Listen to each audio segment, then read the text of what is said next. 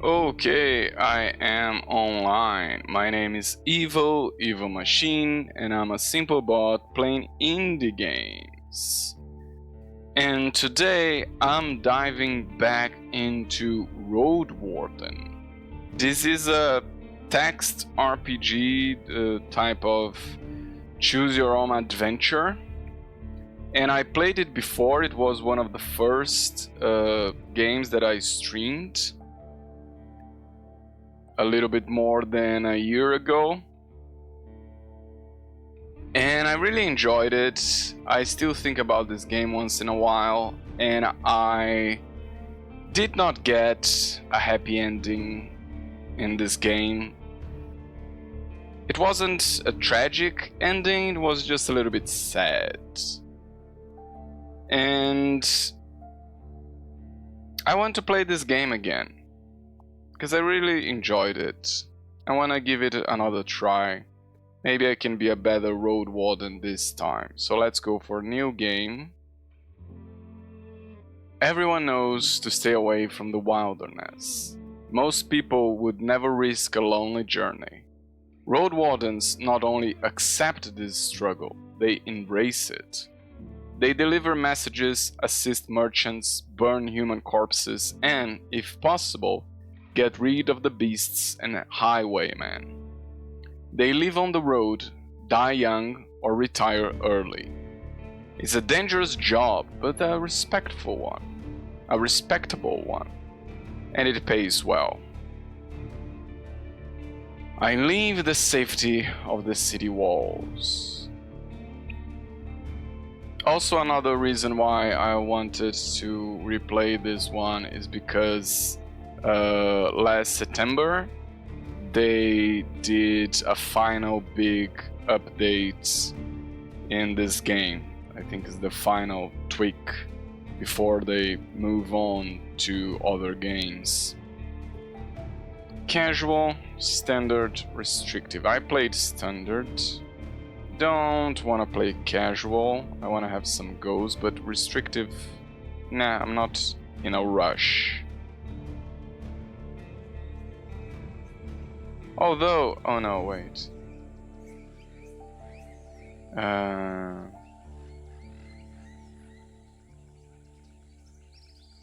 Main menu.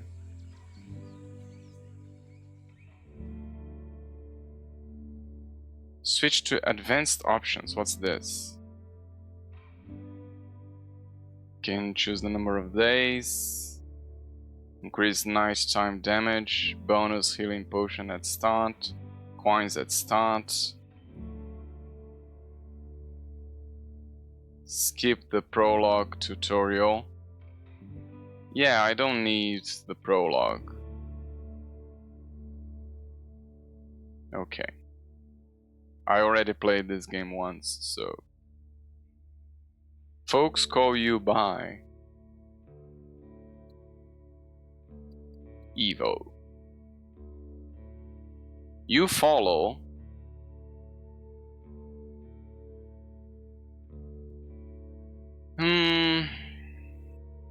I don't remember exactly which one of these are.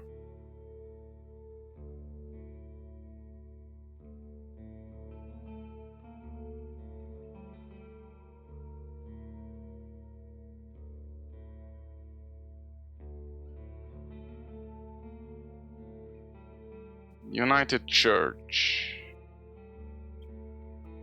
Tablets tell stories about the extraordinary leaders who inspire and lead their tribes to great and safety.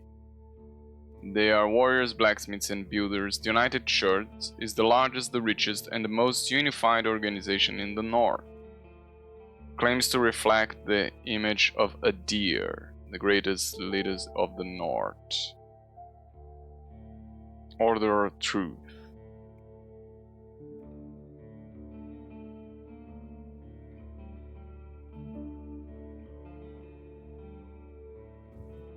The United Church allowed the Seekers to carry out their Order of Truth, known as the Seekers, had no interest in pursuing political power or gathering wealth.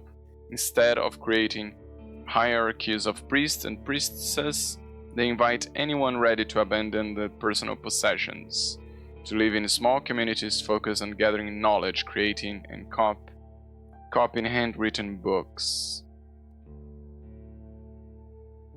A couple of the orders turned out to be influential and powerful enough to stay in the cities. The monks aren't explorers, they usually stay in their strongholds.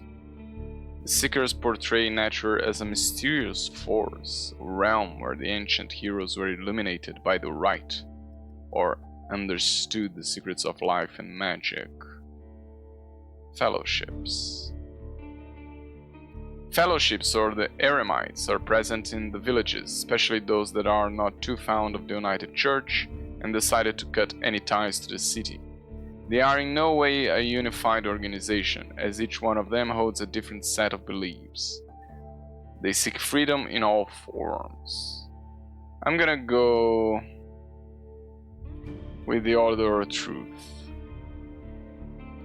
You used to be... I played a mage the first time. I think I'm gonna go with a fighter now.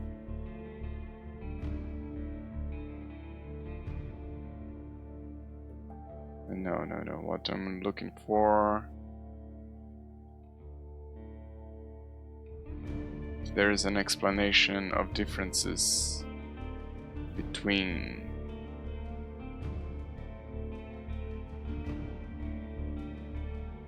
No, apparently not, but I played a mage last time.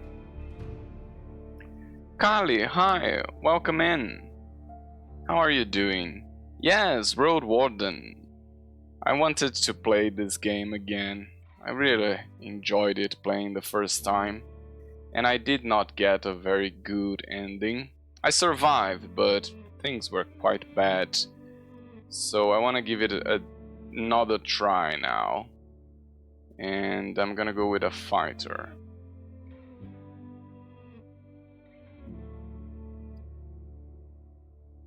Also, let me see if something is working. Yes, it is. You left to gather coins, so I can help save my siblings from debt collectors? No. Get rich, gain influence in the merchant guild, become a hero, help people, make this place safe. I think this is the last one, the one that I chose last time. Also, since this is medieval fantasy, let's put appropriate attire. I want to find a new life for myself.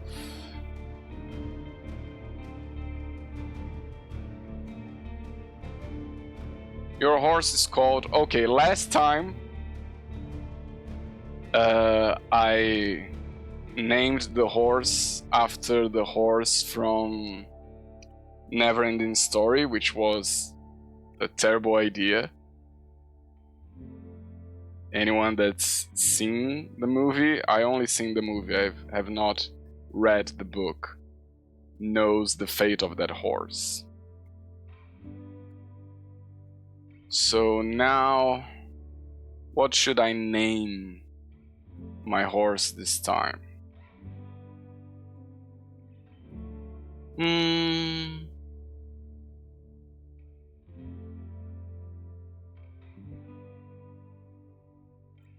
I could go for another slightly less ill-fated horse, Aggro. I don't know what that reference is from. Which horse is Aggro? Oh, Shadow of the Colossus, that is a good reference. And I am playing a warrior, so having a horse called Aggro seems appropriate. I'm gonna just do a different spelling. No, I care about them deeply, of course, if I'm traveling with them.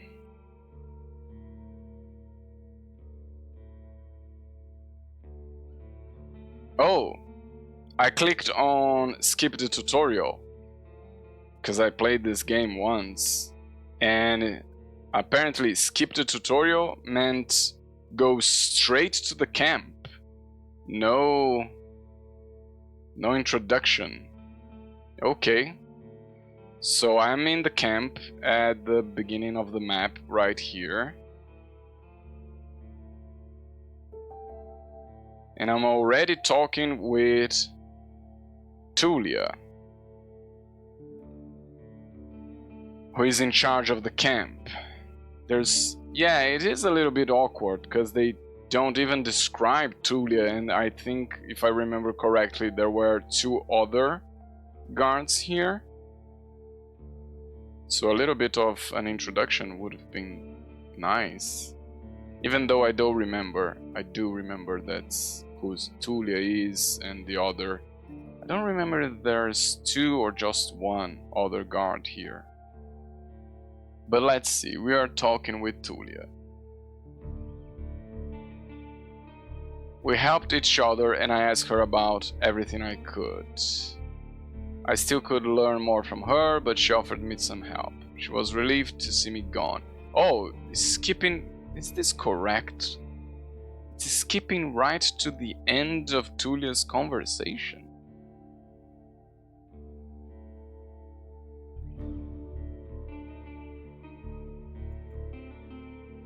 It is a little bit weird.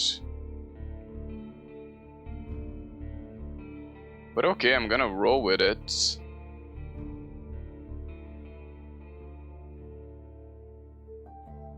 Because I remember they lost a few soldiers and they want to go back to the south. So I have all the winter to explore this region. It's a big map. And then come back here and go back south. Here they are burning the corpses.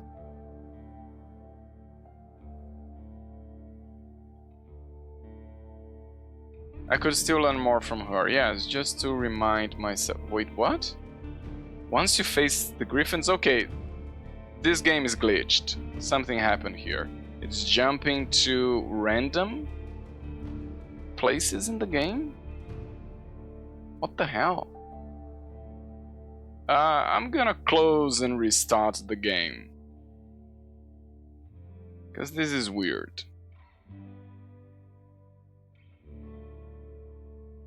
Sure want to return to the main menu. Yes, the game is being weird. I still have my first playthrough.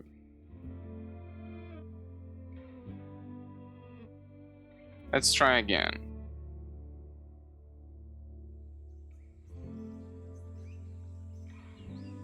Okay, now it started from the beginning.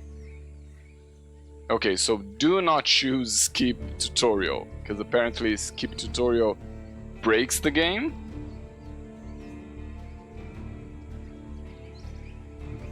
The wall is still standing. There are no wolves around, no stench of blood. Good signs. This should be the place you're looking for. You are supposed to meet with a group of soldiers, but you hear no voices, no sounds of labor. The gate is ajar, but the camp isn't safe. It may keep away the goblins and pebblers, but not beast folk, nor trolls. And the night is near. Your palfrey breathes heavily. It had a long day. Okay, a few things that I remember from the first time playing. I did not know what palfrey meant, but it's a type of horse. And if I remember correctly, it's kind of a big horse. And pebblers, it's a monster in this game, that the name is misleading, because I imagined pebblers, because it reminded me of a pebble. I imagined it would be a small creature. No, it's like elephant size. I could just look at another shelter. No, I need to look around. I dismount and sneak to the gate. Let's peek inside. I get off the horse and enter the camp briskly. No, I look around first, cautiously. Considering the noise, you doubt that anyone noticed the clatter of hooves. The short, dry grasses barely cover the arid soil of this valley, but you are maybe a minute away from the edge of the sparse woods, which get denser as they climb up the hills. At best, this trail has a few more years before getting overgrown for good. Hard to believe it's the only route north. Could just look for another shelter. No, let's dismount and sneak to the gates. Your heavy boots hit the ground and the pain of the long ride finally catches up with you. You stretch out, bringing your back and legs comfort. All you want now is a table, a decent chair, a nice mug of beer, and some warm stew. With any luck, your axe won't be needed here. I approach the gate slowly. If it's a military camp, it doesn't look the part. Plenty of wasted space, the fire pit is cold. 2 people are sitting at the table, tired and disheartened. They are looking in different directions, paying no attention to one another. One of them is holding a cup. After a moment, you notice the quiet humming. You recognize the melody of a light-hearted drinking song from the city harbor. I could just look for another shelter. No, I'm stay here.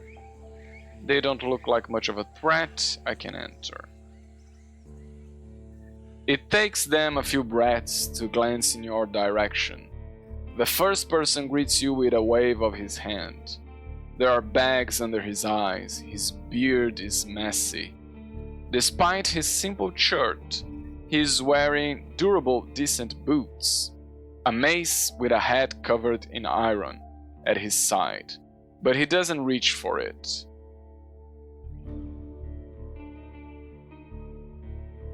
Just like you, she's wearing a gambeson, but hers is a bit loose, as if she took it off a corpse. Her head is shaven, as if she's protecting herself from flesh-eating bugs. Her eyes are weary, yet kind. She smiles. Considering the squad was sent here half a year ago, those 2 surely look the part. Though there should be more of them. 8, you believe.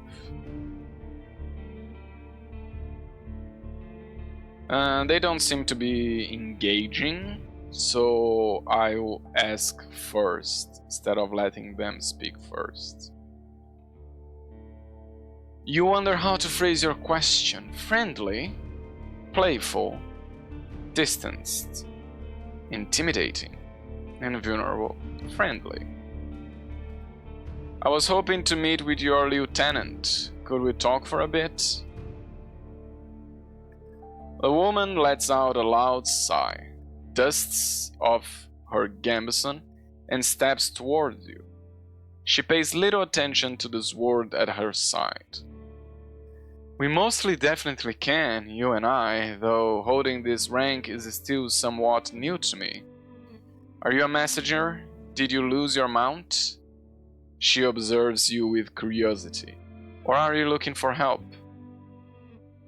I'm your new Roadwarden. My horse is waiting outside. Really? The soldier in the shirt leans forward. That explains how you got here in one piece all by yourself. Better bring your beast here, adds the lieutenant. We have no hay, but I bet it dreams of dropping its saddle.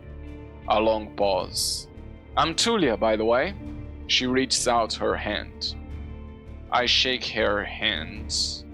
I'm Evo. Her grasp is confident, the shake is slight.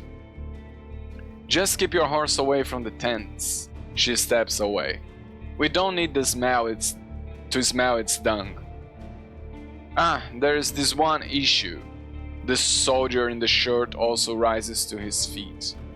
With no tent to spare, you all have to use a blanket or something.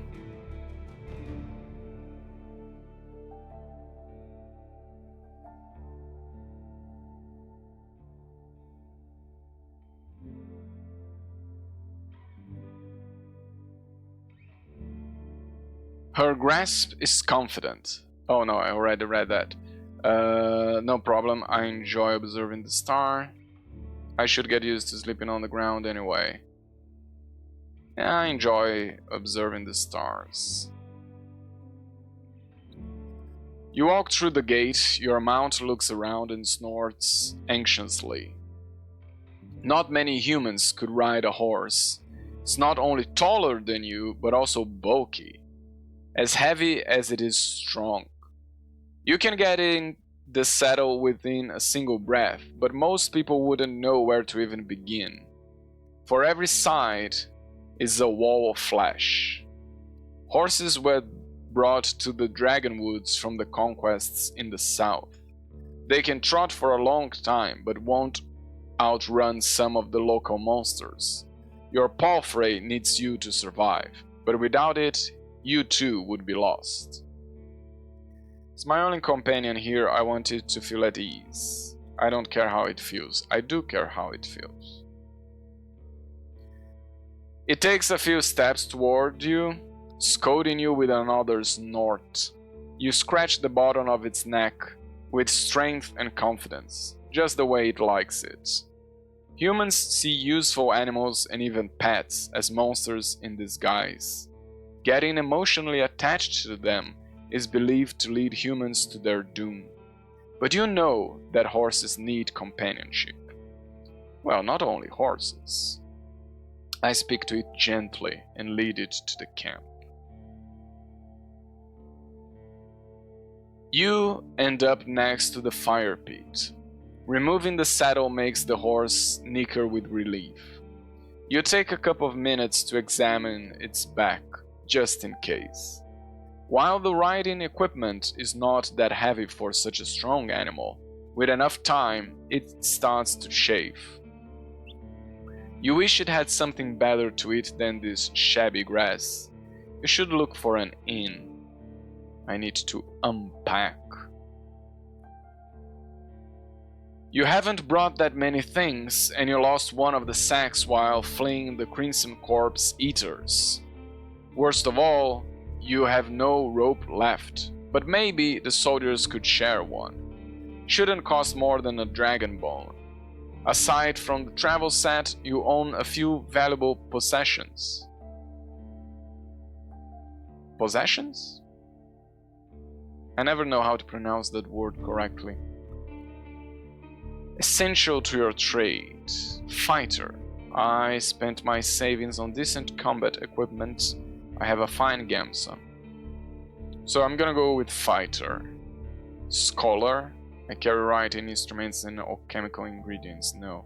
I played the mage. I'm gonna go with fighter this time. Oh, and I get a crossbow. Nice.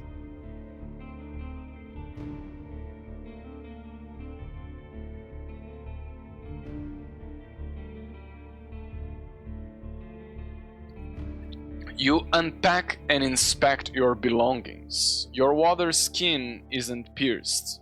The spare clothes are still here. Just in case, you take a look at your wooden bowl and mug, your cape, tinderbox, bandages, food rations, knife.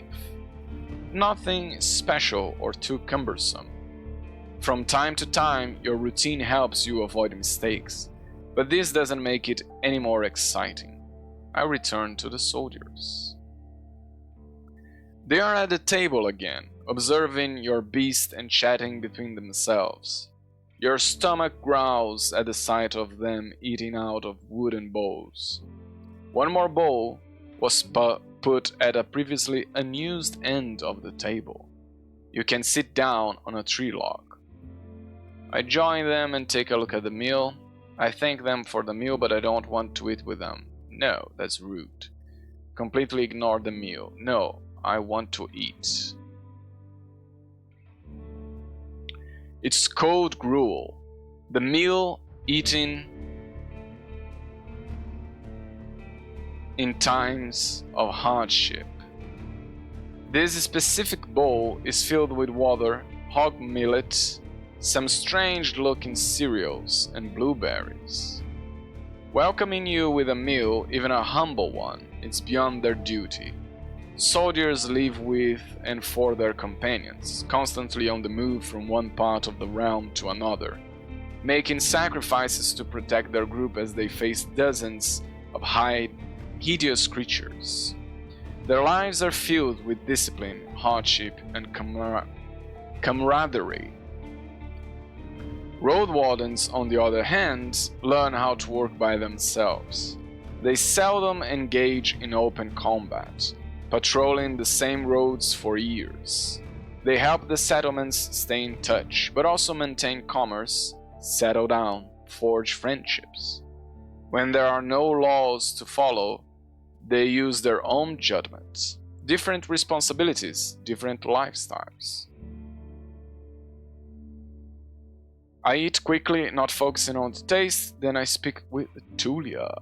Okay, so I got some nourishment back. She's focused on and chooses her words carefully. She looks away only when she gathers her thoughts. I'm afraid I can tell you less than I would like to and less than I should. She nods toward the other soldier. As you can see, there's not a lot of us left. At the beginning of summer, there were 8 of us, including our previous lieutenant. 5 are dead, 1 has run away in tears. We are also strangers in this land, adds her companion. Any piece of information will help me. The man leads forward. His legs shake nervously. He sounds like a kid asking a bard to sing one more story, tell a joke, or do a magic trick. Whatever it takes to escape from boredom. His untrimmed beard hides a much younger face than you originally thought. What did the officials tell you? I expect not that much. No soul governs these lands. I share what I consider to be relevant.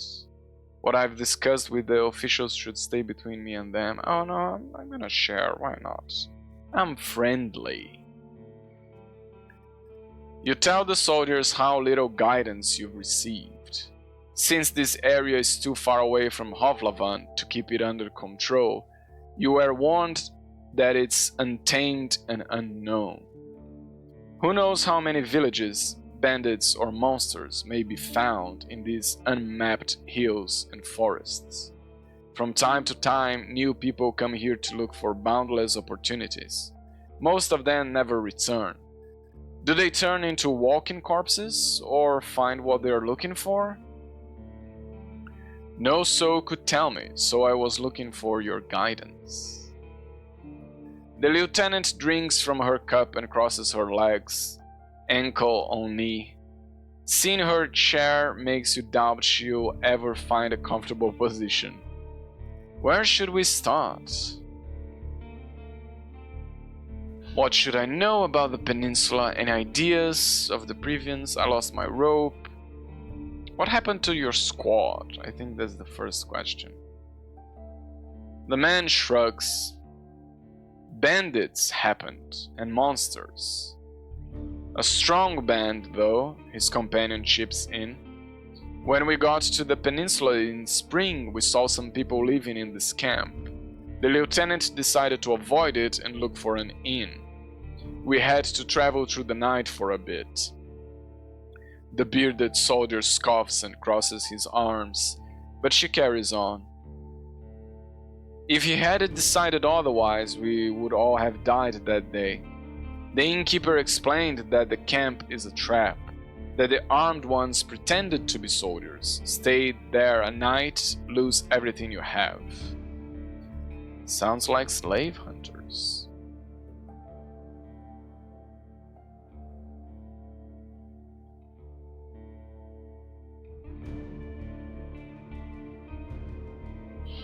Tulia sighs. Very much so.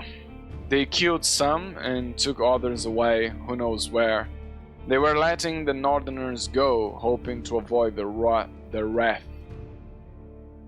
It kind of worked, adds the soldier. We asked them for help, but they refused. We had to clear the entire camp on our own, and that's why three of our people are dead. That's why 3 of our people died. I can't read, apparently. Don't exaggerate. It's not like the lieutenant didn't make a mistake. He wanted to get rid of them and take over their camp, but we didn't know our enemy well enough. We were outnumbered, and they had an ice mage among them. She looks at you. At least we cleared the road, saved lives.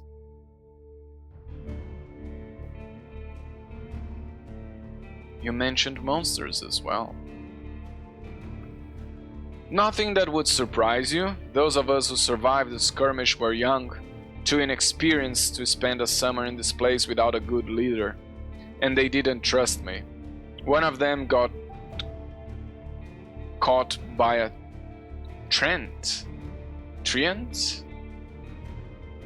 Another one ignored my orders to perform some sort of ritual hunt, so a werebear tore her to pieces.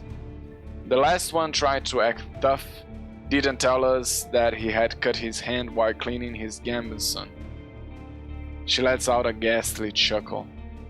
We had to cut it off, and he was so ashamed that he decided to walk north, find a new life, disappear. Idiot. What a colorful journey. The man tries to drink from his mug, but it's empty.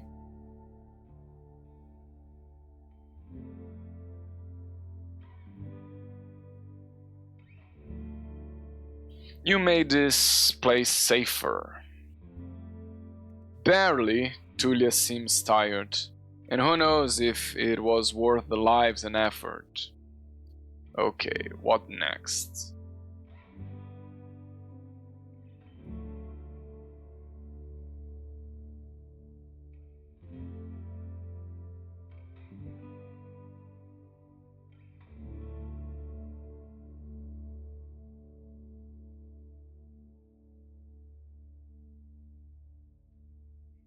What happened to the previous Roadwarden? Tulia takes a deep breath. Aren't you a bit late for a rescue mission? We haven't heard from him for almost half a year. The soldiers speak for a bit between themselves, trying to get their stories straight. They confirmed that he had stopped by their camp a few times, but stopped showing up at all in early summer. The bearded soldier starts to scratch the table with the tip of his knife, without looking at you.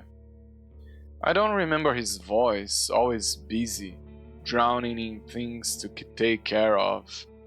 He would sit somewhere, sharpen his word, fix his loud mail, clean clothes, write notes on that wax tablet of his. Yep, and leave at dawn. Unlike us, Asterion never gets bored. Tulia lets out a joyless chuckle. He's secretive?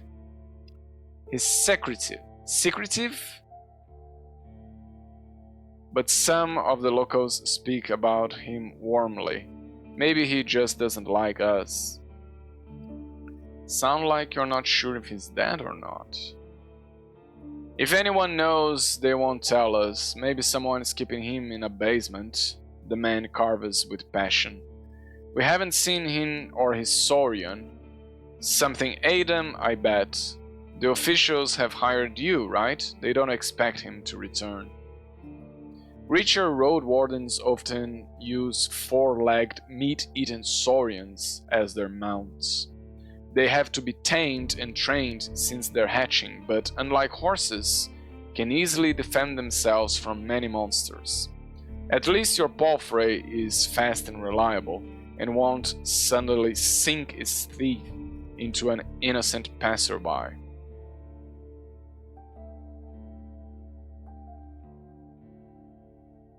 What was he looking for?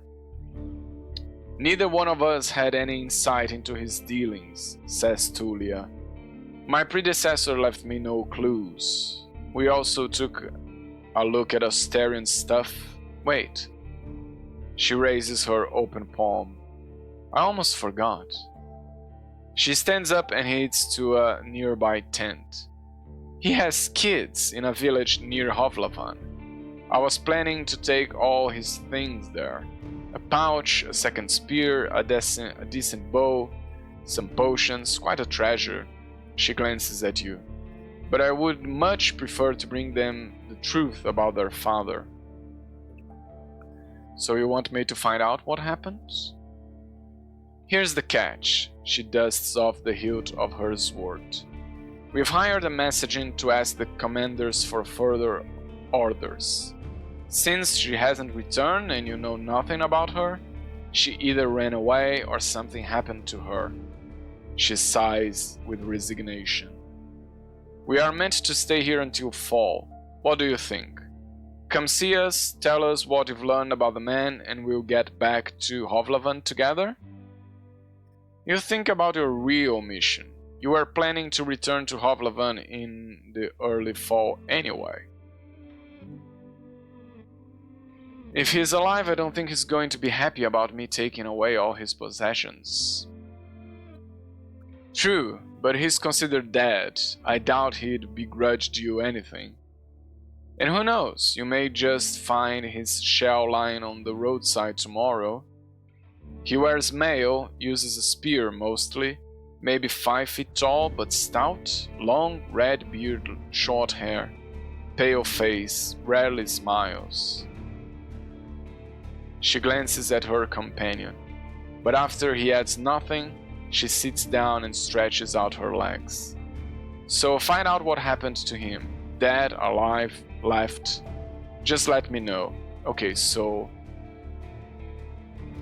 5 tall, 5 feet, stout, red beard, short hair. Where is the journal? I can take notes. Because here there isn't a description of what he looks like. If I find his body, so...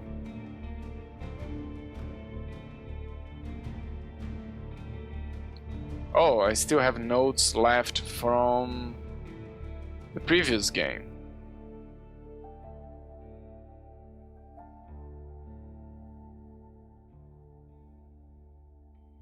New notes. Asterion. Previous Roadwarden. Stout. 5 feet. Long.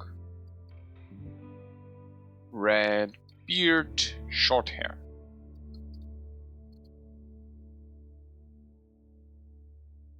So I will know if I find their body or them. First time I played, I did not find Asterion.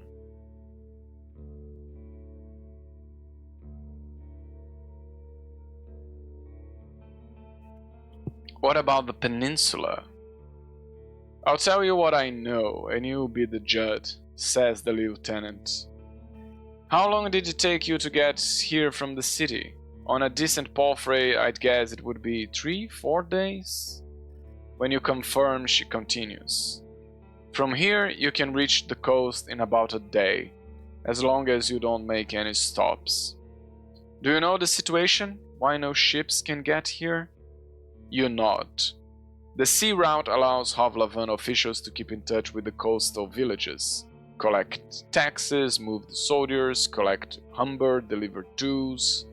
But maintaining order on a wild coast such as this one is like filling the ocean depths with coins. Because of the rocks, you can hardly stop a ship 5 miles from the shore, and boats can get much closer. She nods. I don't know much about fishing, but there's not that many people living by the shore, and they don't crave to stay in touch with the city folk. As she pauses, her companion carries on. No soul from the north ever came to the camp, but when we travel to the roadside inn, Pelt of the North, they are happy to trade and to play dice. Why not just stay at one of the settlements?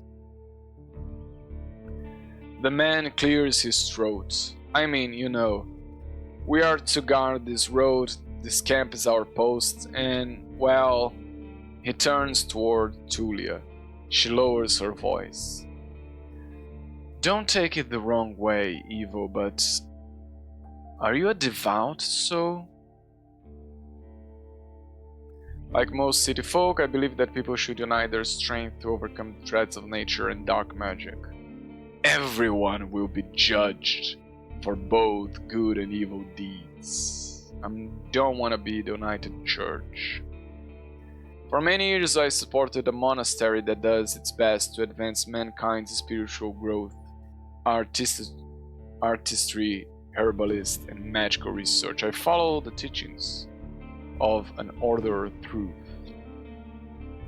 I'm from a small village. For me, the freedom of shell, Nelma, and soul are the main virtues of life. I think I chose this one last time.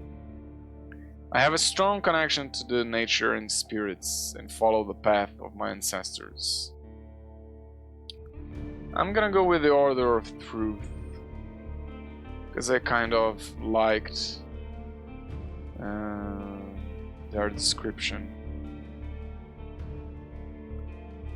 Known as Seekers, have no interest in pursuing political power or gathering wealth.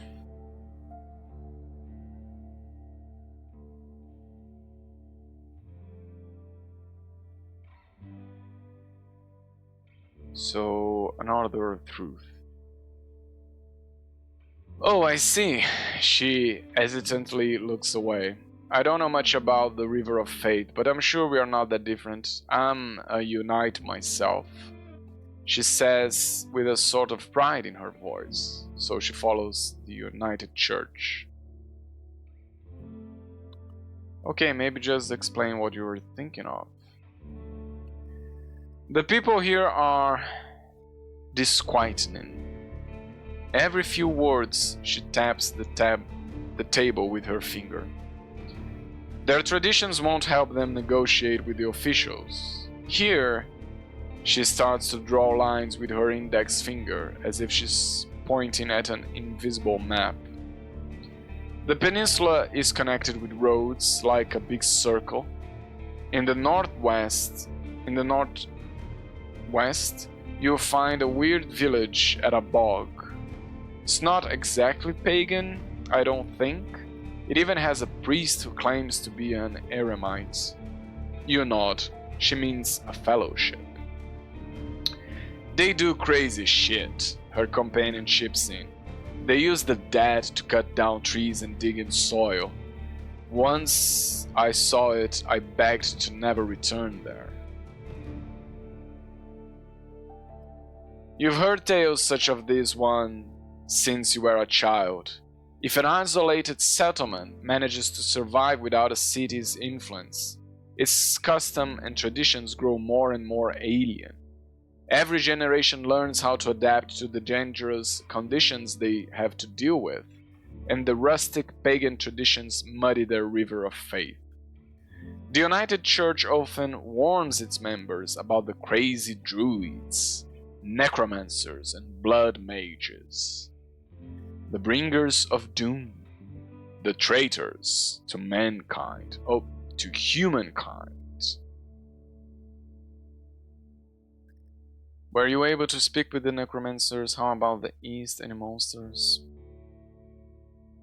You can see why we were not eager to go there if we could avoid it, the lieutenant chuckles. Maybe they'll be more welcoming to a Roadwarden. The roads are dangerous, with little to no shelters. People need your help. The man in the shirt turns a bit and points a finger to the northwest. If you're heading to the undead village, you'll get to an inn first, and soon. Tulia nods. Pelt of the North is a safe place. You can talk with the innkeeper or the guards, ask them about the road. And how about the east? She stares off across the camp. Hard to tell, we went there only once. There are hills, forests, rivers. We saw a tunnel, sculpted in leaves and branches, but we didn't enter it. Wilderness all around. Any monsters? We saw all sorts of beasts. The man starts to count on his fingers. Goblins, trents? What are these?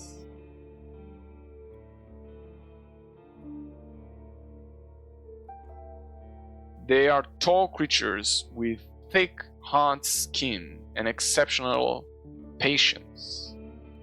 They are slow, but thanks to their camouflage, every now and then they hit and knock out smaller creatures.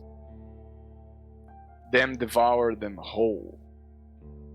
Since they don't have leaves, they usually grow among wetlands or hills, where they resemble plants that struggle with those harsh conditions, though it's not a rule. Okay, so they are like the tree creatures from Lord of the Rings, is what I'm getting from them. I think that's the vibe here.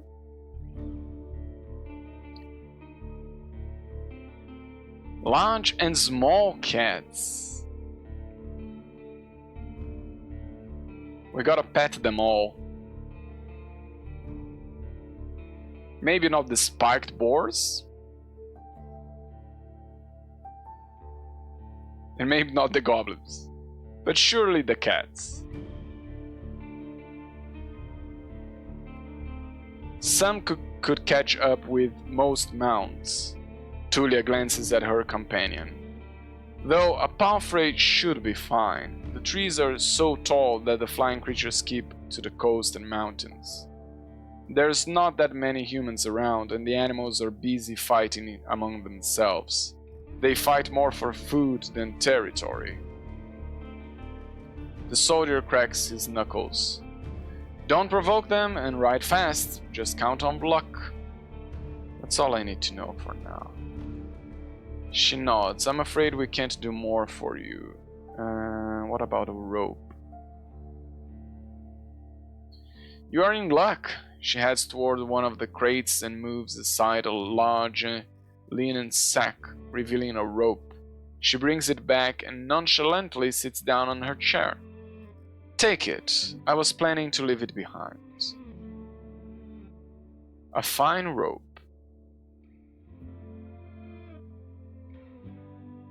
Oh no, I skipped the option to give some food to them.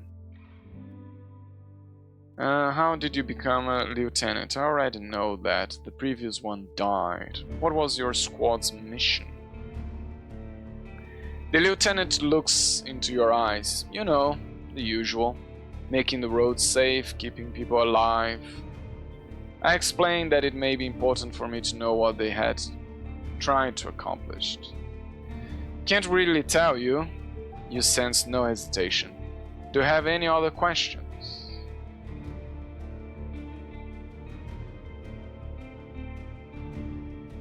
I think I know everything I need. I know where I want to go next, the inn. I know how they became. She doesn't trust me enough to tell me about her mission. Are you sure? Says the bearded man. We may not be around the next time you come here. We should prepare for night anyway. I agree. Tulia sighs with relief. And may you do better than Asterion did. Stay vigilant. She winks at you, shattering the mask of a soldier.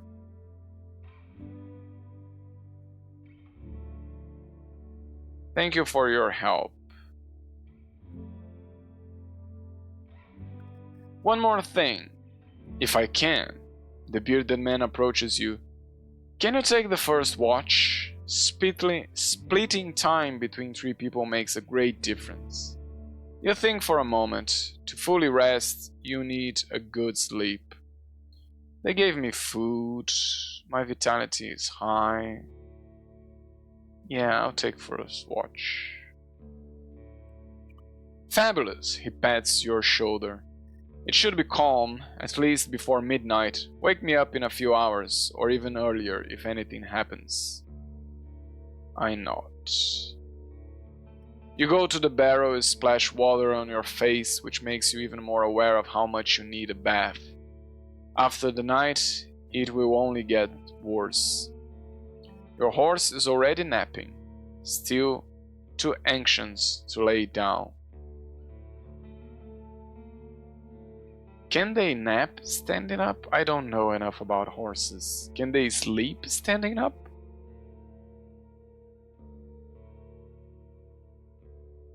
The soldier in the shirt is eager to guide you. Just observe the area. I believe so they can. I didn't know that about horses, that they can nap standing up.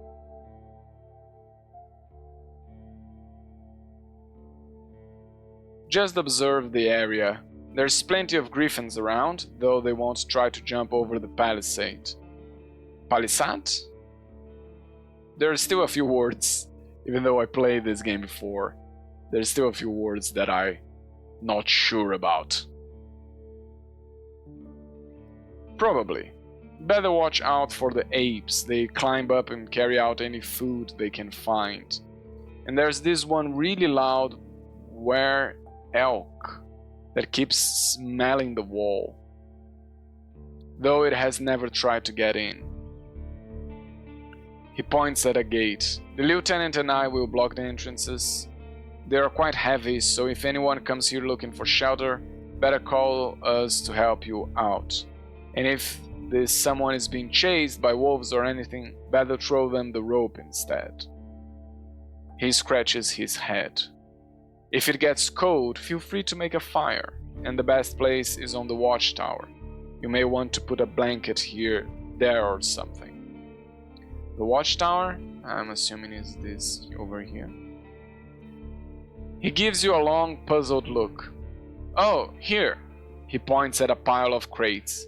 Just climb up to the tallest one. You have a great view of the northern side, the more dangerous side. And also, I know you are tired of all that riding. He points at a tent on the other side of the camp. I can handle a couple of hours sleeping on the ground if you wish. If you wish, go there after me and rest just this once. At least I have a pallet inside. Thanks. Now we see the full area around us. The thing that I think would be nice in this game, and I said that the first time I played it, a few animations maybe in the image. Nothing too distracting, but like just some birds passing by or some wind. I think it would be nice. You put your blanket on the tallest crate and sit down. The night is warm, but the sporadic summer breeze brings gentle refreshments. From time to time, your back aches and you have to force yourself to keep your eyes open. The light of the moon helps you focus on the tall grasses. For most of the time, you spot smaller creatures and birds, but there are exceptions. At one point, you see 3-horned deer trying to challenge one another. Before they clash their antlers, a 2-legged dragonling appears, leading its much smaller offspring. The furry beasts try to intimidate the predators with roars and aggressive head movements. After a few moments, both sides walk away slowly, not willing to risk the fight, nor to admit their defeat. I don't let it distract me. You hear the death screams of distant prey and the mating calls of monkeys. Runners are chasing a gray hare. A group of musk oxen lazily chew the grass, preparing themselves to sleep. A dusk fox is running together with a lynx, making playful screeches. Thankfully, you never have to intervene. You just sit there, watching the not-so-distant forest, trying to outlast your sleepiness. You can only guess how much time has passed. Once you feel you've had enough, you climb down and go to a tent, waking up the bearded man with just a couple of words. You confirm that nothing important has happened. I gather my things and squeeze into the tent. I use my bags as a pillow, put my blanket on the pallet, and cover myself with my cloak.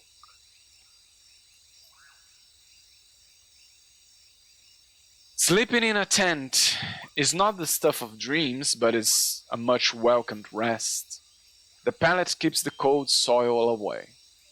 The moonlight saves the outside world from the eerie gloom. You listen to your own breath and find a comfortable position. Your job starts tomorrow. I focus on my goal, real goal of my journey. The Merchant Guild wants to take control of this realm. Your wardening duties are secondary. First and foremost, you need to explore the peninsula. Learn about the territory, resources, and threats.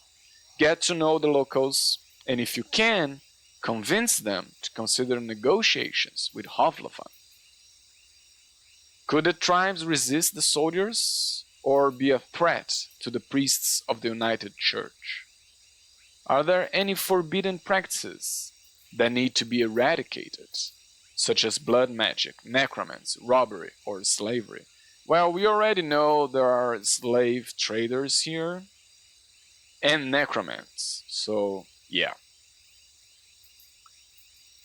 At least I have time, 40 days to be exact. I need to be as thorough as I can. Once you finish your reconnaissance, you should speak with Tulia and return to Howler. There, you report back to your employers and get your reward.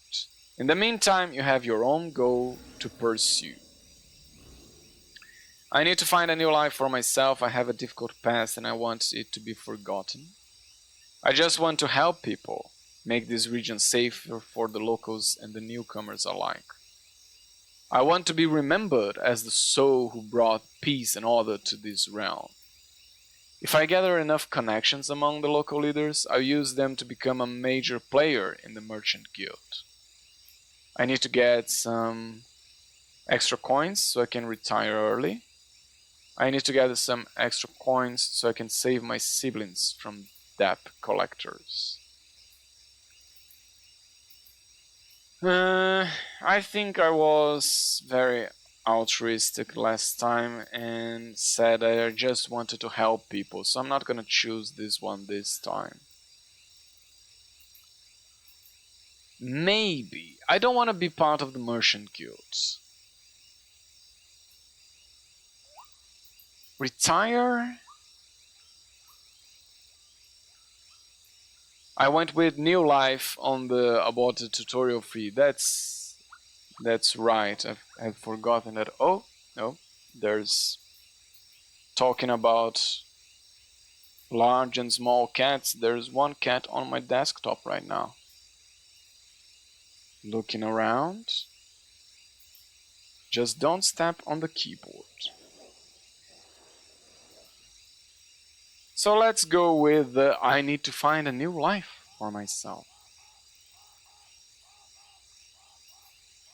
New shelter unlocked. New entry, a new life. Your half-asleep senses are catching the sounds of the wild forest. Your instincts keep you alert and anxious, though the pleasant, humid late summer air evens it out slowly. You are thinking about your goal, but you need to gather your strength. All you can do now is rest, so let's sleep. Sleeping in a tent, plus heart, minus food, I think it is, minus cleanliness, I think this one is.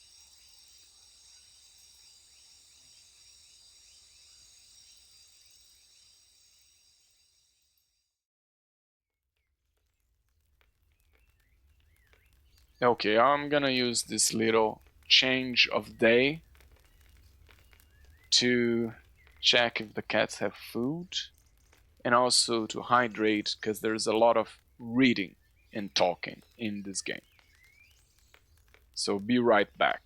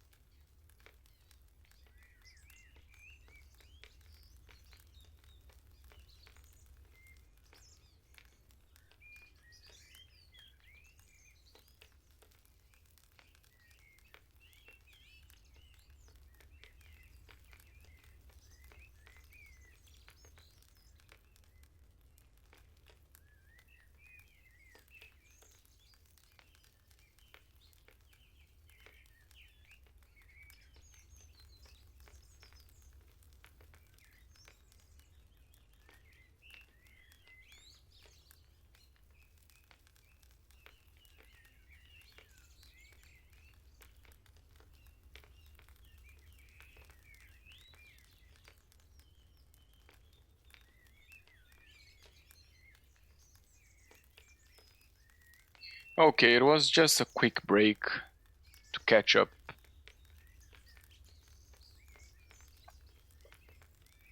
To catch my breath. And now let's go to a new day. You are woken up by sunlight, well rested and ready. Without haste, you gather your things. After only a couple of breaths, you notice a weird smell like a roast. No, burning meat. Burning, rotten meat. Disgust crawls into your consciousness. You exit the tent. Your horse is looking around nervously. Your bags are where you had left them. You see an open gate. Both soldiers are standing near a humble pyre. The man in the shirt looks at it contemplatively. Tulia is the first one to address you. Ivo, she greets you with a nod. We use the horse's manure for the flames, so don't worry about cleaning it up. You see a corpse among the flames. It's impossible to tell if it belongs to a male or a female, but it was an adult. The burning process won't be over for a couple more hours. A traveler or an undead? The latter, a young one. She lacked the Nelma to understand that she couldn't get inside the camp without climbing. I stabbed her with a spear from a safe distance. She shifts her weight. One more fog and she'd be a real threat. Even now, it took a couple of hits to knock her down. Sooner or later, every human shell wakes up, gaining more strength with each soul it devours and each moment it spends in the fogs. Burning the dead is not just a religious practice, it's a necessity. Soldiers, priests, village mayors, even road wardens. Making a large pyre takes a lot of time, but it saves lives. Tulia calls this undead a she. Most Unites hesitate to do so. I really like the writing in this game, how they slowly introduce the lore instead of making long explanations and like info dumping at the beginning of the game. Just like one short paragraph.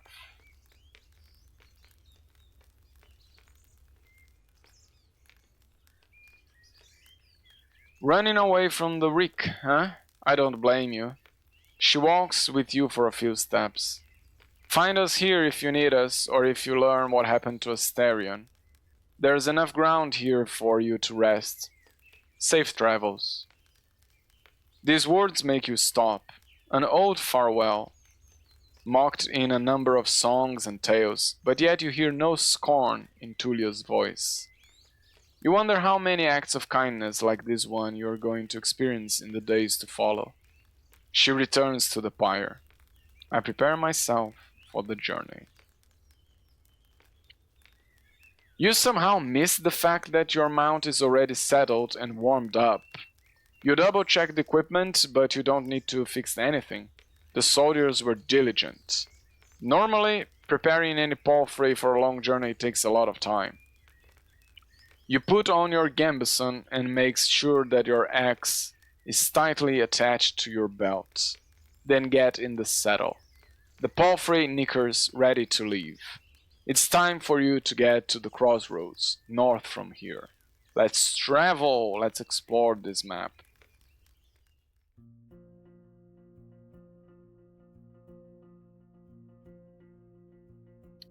Even at a later hour, you wouldn't expect to meet any travelers in the valley. The warm summer breeze lures your mount forward. But the serene chirping of birds is quickly replaced by the distracting screeches and gurgles coming from further down the path. You soon find a pack of four-legged griffins. They are larger than foxes and merge the features of birds and furred beasts. Oh, I forgot about that. So griffins, because griffins usually are, in most fantasy, are quite big, like horses. Horse size. But this one, they are larger than foxes. So they are small creatures. Each one is of a different size, coat and colors, and their temperaments are just as varied.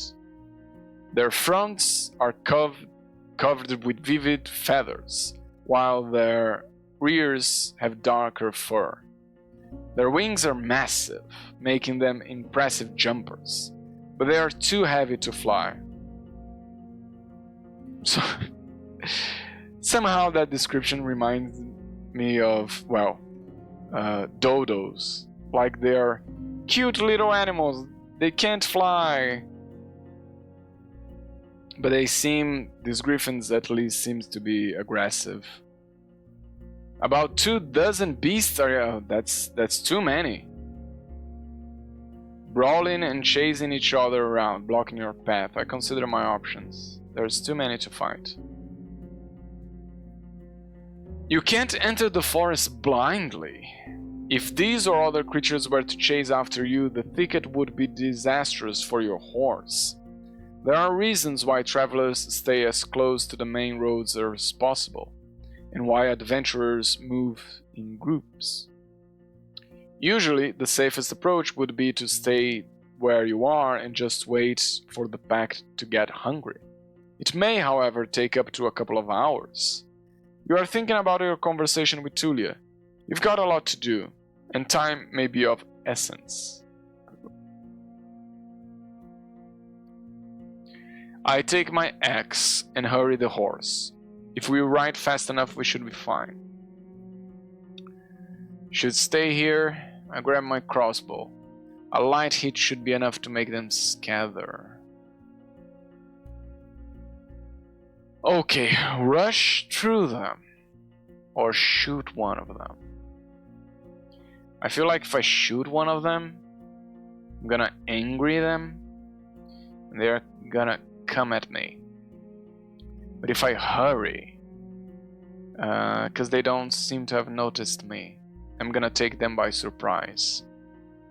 So I'm gonna ride fast and hope for the best. One thing that the game does not do, which I think it should, is there are some options that have the die. That means I'm assuming a random result, but it does not tell you the result of the die, and I wish it did. Initially, your horse completely trusts your guidance, though after a few more steps, it snorts. You prepare your axe and get ready to push away any griffin willing to jump on you. Once you get in the middle of the surprise herd, your mount squeals and gallops forward. The creatures in front of you flee, but others try to jump at you from both sides. You kick 2 of them away, but the third one scratches your leg. It hurts, though only a bit. You ride away, and the griffins can't keep up. You still hear their screeches when your mount slows down.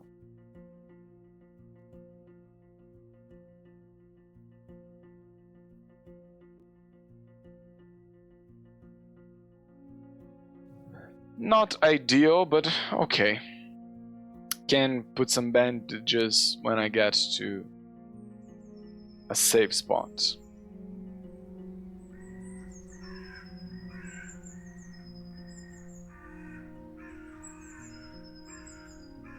The road splits. According to what the soldiers have told you, you may find a safe inn by turning left. The forest to the right is lush and the trail overgrown. Kids used to sing this song. How'd it go? The harshest pathway leads to the dragon's lair. Those who search for treasure, do you truly dare? The signpost in front of you doesn't make your situation much clearer.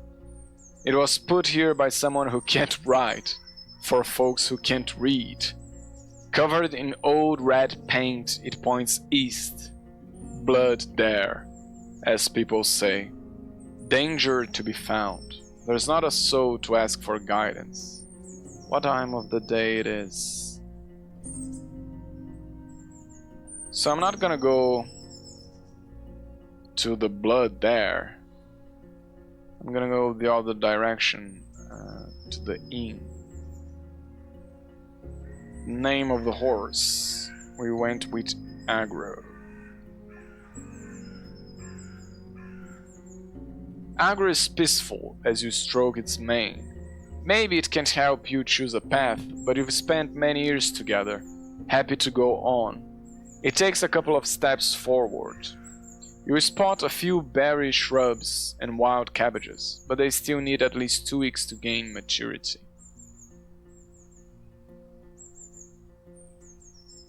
I kind of want to do the opposite that I did last time and go the other way.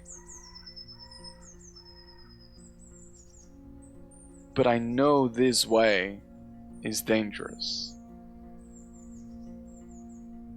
So do I go boldly where no other Roadwarden has gone before, or do I go for the safe path? They did tell me to go to the inn first.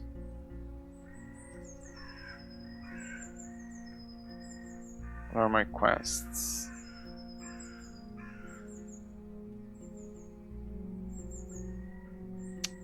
I'm gonna stop at the inn.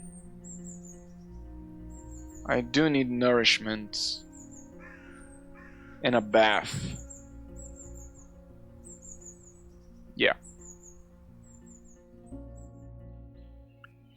Aggro trots with ease, unbothered by the few branches covering the beaten road.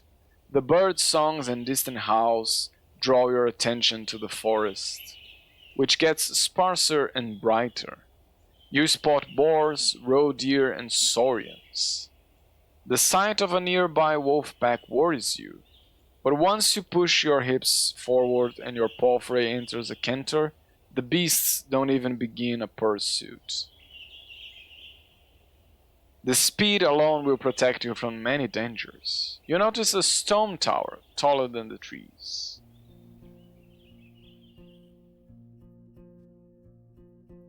Inns like this one fit the region traveled by merchants, but you wouldn't expect a place of this size in a forsaken peninsula.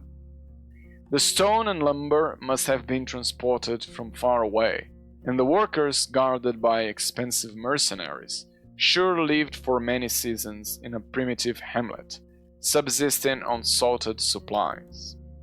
There are seemingly no cracks in the wall, and the building was whitewashed only a few years back. The road is wide and beaten. Dozens of souls could hide it, if not in the building, then at least in the yard. The expenses and labor put into this fortress were worth many trading ships. 3 armed people are on the ramparts, though you only see what's above their waistline. They are leaning on the parapet right next to the gate, and you think you notice a glimpse of a smile.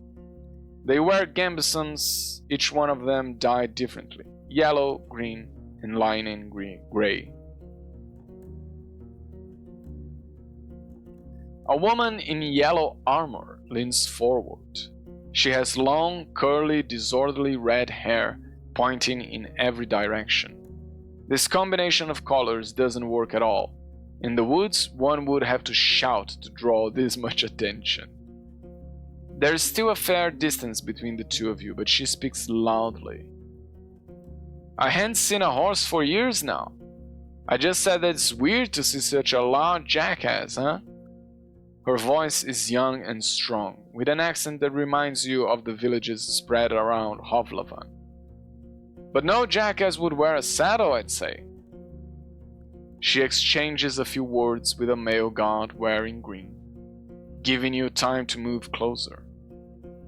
Well, this one here says there really are donkey saddles. Say, traveler, how hard is it to ride a horse? Friendly, playful, distant, intimidating, playful. I laugh. You wouldn't believe it. The lessons were a pain.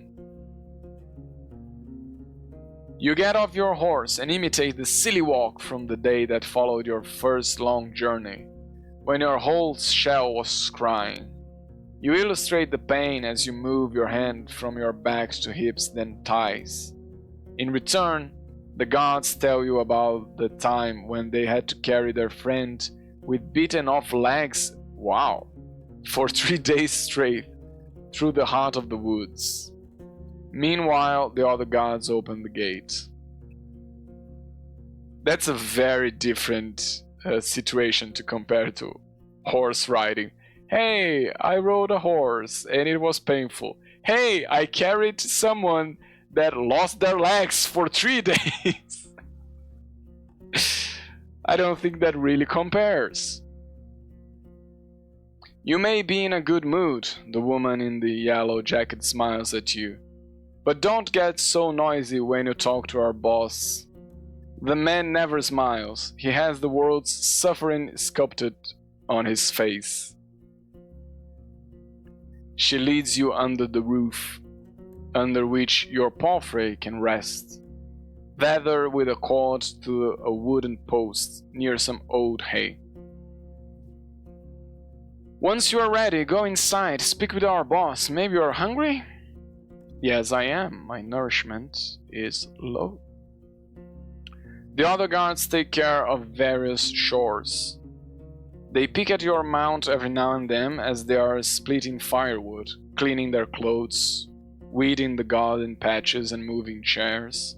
2 of them are making a rope. You head toward the inn, hearing the piercing scream of a boar from the other side of the yard. I open the door. The locked windows make the air stuffy, and the weak fire in the stove hardly lightens up the hall.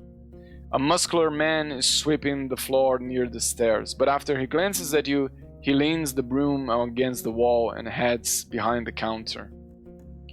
You are lucky to show up. His voice is deep and soft, with a city-like accent. He observes you with keen attention, yet avoids your eyes. I have a keg of decent ale, wormwood, bog myrtle, juniper berries, cat's foot. I don't know enough about nature to know when this game is making things up or when they are actually saying things that are real. Like cat's foot, bog myrtle, wormwood. I have no idea if the game is just naming fantasy things or if those are actually things you find in a forest. He fills a mug carefully and puts it on the countertop. It's going to spoil soon, today maybe, and we don't drink here before the even. I hate to see the good stuff going to waste. Wormwood and juniper are definitely real. Oh, okay. Not sure about the other two. Yeah, I wouldn't know. His skin is dark, almost purple, rare even among the southern tribes, and his hair is naturally bluish. His clothes are quite fancy for manual labor.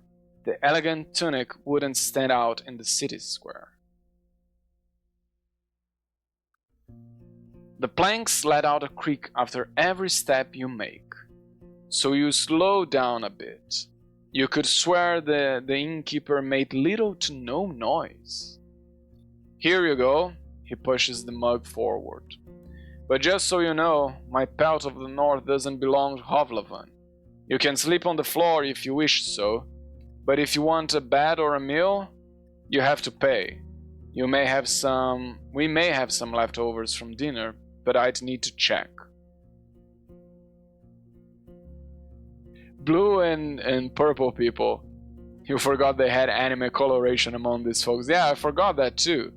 I forgot the description of the people.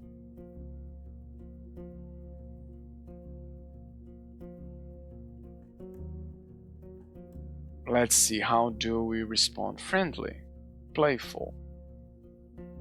I'm gonna be friendly. They don't seem to be very in the mood for playful. Thanks for the drink. I see you know how to make friends with a Roadwarden.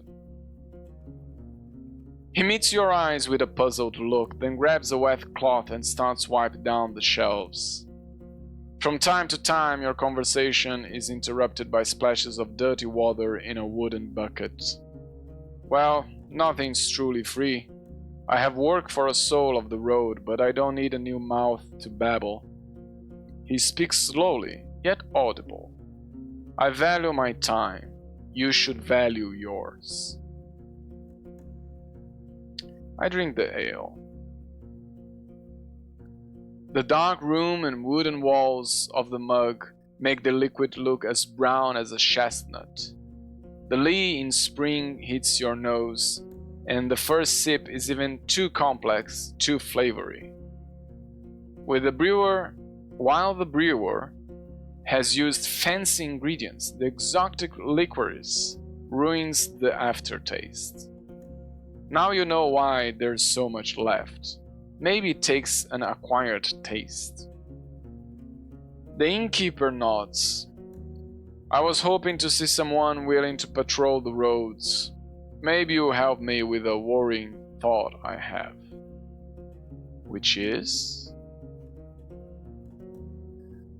There are brigands in the woods. Our place is a stronghold, so I'm not afraid of an open strike. But they've gotten more active in the last 2 years. One day, they may steal our furs. And I've no doubt they are the reason why merchants come here only once. Having bandits around gets expensive. He rubs his hands together, camouflaging his paws. I want you to reach Howler's Dell, northwest from here. It's the largest settlement around. I'm sure you'll get there sooner or later. Ask Thais, the mayor, about Glosia, the bloodthirsty wolf of a woman. I've heard rumors about a raid in the north. If Glosia's ready to break the truce with the locals, I'm willing to join forces with them to get rid of her band. He looks at a nearby dragonbone. Not too difficult, right? Just do it when you have a chance. A couple of days won't make much of a difference.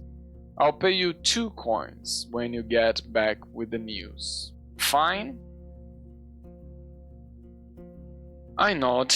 I'm not looking for coins. I'm looking for a new life, so if I help this guy, I maybe find a place here. What else do I need? I do need to eat. So let's see, leftovers. Yes, I feed them to our boar. I won't give them away for nothing. He tells you to wait, then leaves the building for a few minutes and returns with a wooden bucket and a long stick ending with a hook. Go through the gate and turn left. You'll see a bunch of bushes. We need some berries. Bring me a bucketful. You'll be done in half an hour or so. Your horse could use a nap anyway, and I'll prepare something to fill you. The hook's not made of metal or wood. It's a long curved claw, almost black. Half an hour? That's quite a lot for berry picking. The tools are cold, not too heavy. You notice a pair of thick gloves at the bottom of the bucket. The berries are not a problem, the innkeeper smirks. Unlike the snakes, better scare them away with a stick or move them with a hook, and protect your hands. The little ones won't eat you, but don't get bitten. I'm sure you know how to be patient. Fine, I'll go right away. Can ask questions later. You step outside. Agro is fighting off flies with its tail. At this hour, the armorer's workshop is closed. Go get berries. The innkeeper knew what he was talking about. You put on the gloves and look through the bushes from a safe distance. It doesn't take long before you notice the first serpent lying on a rock somewhere in the thicket. The creatures are not that large, and even if some of them hiss at you or slither closer, the jabs of the hook keep them at a distance. You don't know much about these berries. They are around. Sometimes I forget how to read. Let me concentrate. They are round and reddish. You wouldn't trust such a color even if you were looking for food in the wilderness. The plants don't have thorns, but the leaves are harsh, so you make sure to thoroughly cover your skin with your clothes. You have to look through many bushes to fill the bucket, but the presence of insects and snakes doesn't allow you to relax. You've returned to the courtyard. 2 of the guards are participating in a friendly skirmish. Their wrestling is accompanied by a crowd. The locked windows make... Oh, this is the description of the inn again. I put the fruits on the counter. Great, he picks inside the bucket. I've got cabbage stew with a few goose chunks for you. I'd serve even the merchants, if there were any around. The meal is warm and filling, it's well seasoned and not overcooked. And like I've said, I rarely have food to spare, but feel free to ask if you ever stop by. You may be lucky, and I've been cooking my whole life.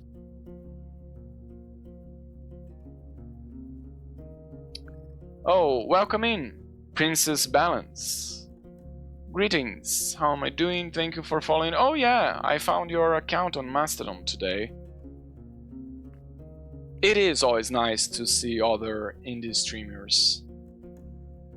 Welcome in. I hope you are doing well. I am replaying Roadwarden, which I played before once a year ago. But I enjoy it so much that I'm trying it again. Also, thanks for the follow. Great. Oh no, already. read this one, yeah. You're doing great, you haven't played this one yet, but you have it. I do like it. It's a choose your own adventure kind of game. I don't know if you care for spoilers or not, if you haven't played it yet.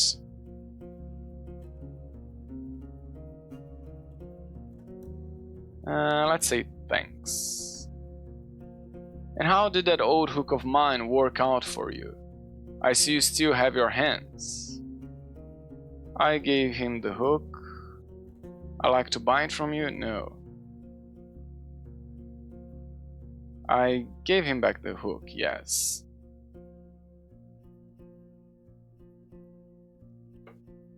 You would like to avoid spoilers. Yeah, I do think this is a good game to experience blindly for the first time.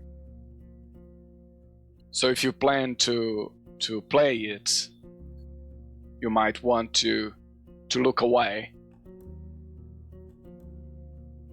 I stream other games other days. I also stream deck builders on Fridays and games with mechas on Sundays.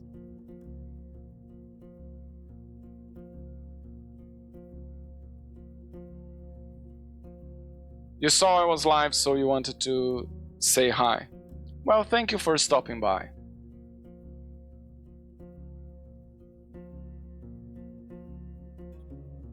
He takes the tools from you and nods. Need anything else? I'm looking for a Asterion. How much money do I have? 5 coins. Let's see what they have for sale. I can go and pick up a few things for you. Some food for your travels to start with. Apples, nuts, sausage. Not too many at once, we need to maintain our supplies. I've got an elk fur I don't need. Its buyers was caught by a pack of red wolves. Nice for a sleeping spot, just as nice for a wall. An almost untouched bowl of soup, priceless for a traveler. You can't tell if he's being sarcastic. Made of fine oak ash. Strong, though you should have some better supplies before you start your own bathhouse.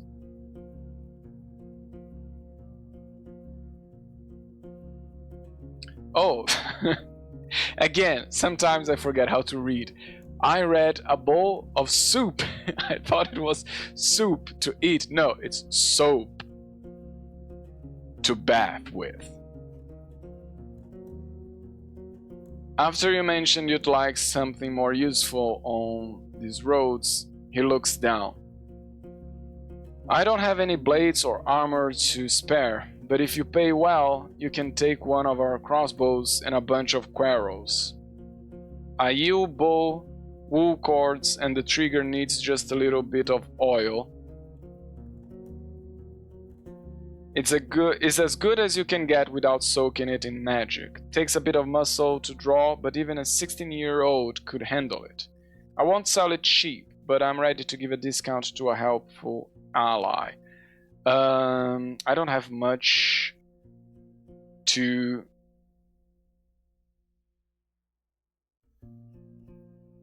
buy, but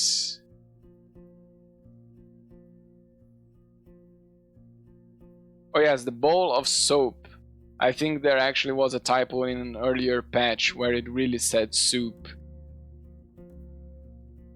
Yeah, they another reason why I decided to go back to Roadwarden is because they last month they did a patch. They did a fix. They said it was the last big fix for the game. So probably they fixed some typos and other things in the game. Last time I played. I got dirty pretty fast. So, this time, I will buy the box of soap. Because last time I kind of missed the opportunity, and then I was very poor throughout the whole game. So I will buy it. And I will also buy... I have 2 rations. I'll buy more. And let's see, let's check my inventory. I got a crossbow. But apparently I don't have... Do I have? I think the crossbow counts. Oh, I have 3 arrows, 3 quarrels. So maybe let's buy some more. And that's almost all my money gone.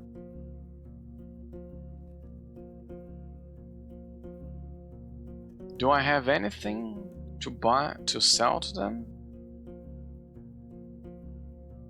Amulet, rations. I'm not gonna sell my horse. Yeah, I don't have anything to sell to them. I'm looking for a Reestarting. Are you now? He goes to the table and invites you to sit down with him. I don't think I'm going to be of much help. He rests his elbow on the tabletop and grunts quietly to clear his throat. But I do want you to find him. When asked about his intentions, he measures his words. Reestarting and I made a risky deal. Well, a very promising one. Last time he was here, he took 50 coins, my half of the investment. He knocks on the table with a fist anxiously. If you get my coin, or at least find out what happened to the guy, I'll make sure you won't be disappointed after bringing me the news. Could it be that Reestarting stole the coins and ran away?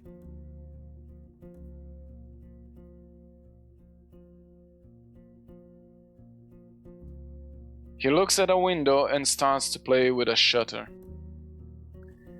I just think Reestarting ain't the kind of soul that would do such a thing. For him it wasn't much of a fortune, and I risk saying he had earned my trust. Not only mine, you know. It's easy for a Roadwarden to make connections. He always had places to go, things to take care of. He rubs the table with his thumb, as if trying to clean an invisible stain. I've asked travelers, I've seen a couple of my pals to find him. I've sent a couple of my pals to find him. No real news. I know he stayed in White Marshes for a day and was meant to do something for the people there. It's a village in the northwest. Just stay on the main road until you reach the bogs, then enter them. You may get there before dusk. So let me know once you find anything, and we may yet return to this whole investment thing. I'll think about it. That's a thing that I did not solve last time, the mystery of Reestarting. So I think I'm gonna focus on it a little bit more this time, because I do want to find out what happened. What can you tell me about the peninsula? What could anyone say? This place doesn't even have a name, unless there's an old book in an archive that no soul knows about. You know what I'd call everything from here to the coast? The hunting ground. He glances at your eyes. But it's not us who hunt, keep that in heart, but the beasts in all shapes and forms. His words gain confidence slowly, which is strengthened by his deep voice. I lived in this inn for over 10 years now, and I've only seen a couple of roads, a couple of places. It's just... once you get here and you see how harsh it is to hit the road, you have only more reasons to stay at the warm stove, behind a wall, even if it's suffocating. He looks towards the window. I'm sure you've heard a lot already, but the people don't build hamlets anymore. There are no more ibexes from the south, and the traders stay for only a few days. All of our iron is used for cauldrons, not swords or tools. What will I find traveling west? Well, there are hills nearby, then you'll find a village, maybe an hour away from here. It was destroyed by beasts almost a decade ago, nothing to see there. The goblins live there now, so most people just travel around it. And they say it's haunted, but who knows, who cares? He crosses his arms and starts to sway back and forth, gathering his thoughts. You get to a large tree on the edge of the swamp. Oh, I remember this tree. This tree was really interesting. Yes, I forgot about this necro tree. It's like a tree that drinks blood. It's creepy. I want to go back to that tree. For the locals, it's sacred. You are not used to hearing someone mentioning pagans as if there's nothing unusual about them. There's a small path south which leads to an old mine in the mountains. Nothing to find there. But keep riding north and you will find Howler's Dell, set at a clean brook. Farmers live there and mouflons and druids. They'll let you stay for a night, but they are not cheap. If anyone thinks my prices are bad, it means they ain't been to the Ape Ale Inn yet. He lets out a gentle smile. I smile politely. I know only a bit about the next settlement, Old Pagos. The soil there ain't too fertile, so they work in their quarry and help other settlements build things in exchange for crops. The forest and hills ain't too harsh, but the Seekers have a small monastery nearby in the mountains. I don't care much about them. They keep to themselves and they don't pay well. The third village is unknown to me. White Marshes. Oh, we already heard about White Marshes. Is the necro village, the necromantic, using the dead to do their work. Sat at the box. I've heard it smells like a griffin's lair. I've heard a lot of nasty rumors about the place, but I won't share them. I don't want to be a lie spreader. So 3 villages, really. Howler's, the one near the monastery, whatever it's called. The marshes. Don't let their beds and palisades fool you, though. Weird people live there. Don't tell them more than you need to. I wanted to find out how to pronounce palisades. Palisades? I'm gonna check after stream. You wonder if it's something he would tell other travelers as well. Are the eastern roads as rough as I've heard? Pretty much. Don't leave the main road, I'd say. Not so far from here you'll find an old dolmen. A few of my people had to spend a night there and monkeys stole food and gods from their bags. It was their fault. One of them had fallen asleep in the middle of its watch, but you know. The eastern forests are wild, the roads are rough. Almost no soul lives there. One day all these roads will be swallowed by the trees again. The furthest my team ever gone was the home of the Enchantress. Oh, I don't remember hearing about the Enchantress the first time I played. I found Enchantress in the first playthrough really late into the game. So I'm pretty sure the first time I played I didn't have this information. Maybe I did friendlier choices this time, so they are sharing more information than the first time I played. Enchantress was somewhere over here, if I recall correctly. Just stay on track until you reach the crossroads, right near an abandoned watchtower. From there, turn east. You recognize the place. It's a nice home in a lonely meadow, surrounded by a wall. He looks toward the closed window, then at you again.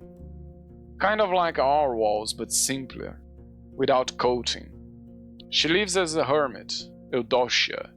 I don't even know how she survives there, but if you don't have decent coin, you won't find much there. So, back to the crossroads. If you turn left instead, you see a road. People stay away from it. It connects the tower and the monastery, a shortcut between the two sides of the peninsula. I was warned by the locals not to use it. It already belongs to the beasts. Since he is being chatty, let's ask one more. I only know about another inn. It's far from here, maybe a day on foot, a bit less from the eastern side. His eyes once again focus on the floor. I've never been there, but I've heard it's a safe place, close to villages of fishers and hunters, though I don't know much about them. That's all I need. I didn't expect to find an inn of this side in such a place.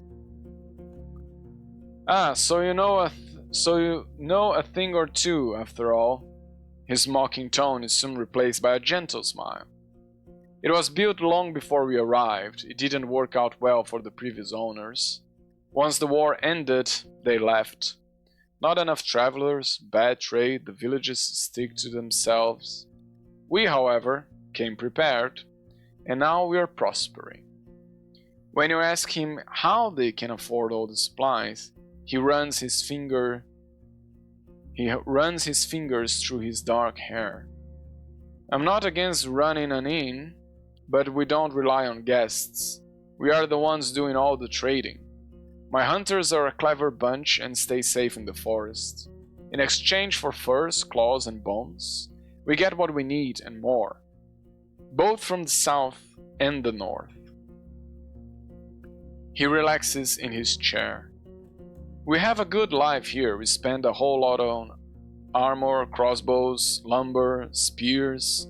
But in another 10, maybe 20 years, we'll have enough savings to move to Havlavan and not work for another day of our lives. We take risks, but smartly. The team is stronger than ever, and I have big plans for us. Maybe my new life can be joining the team.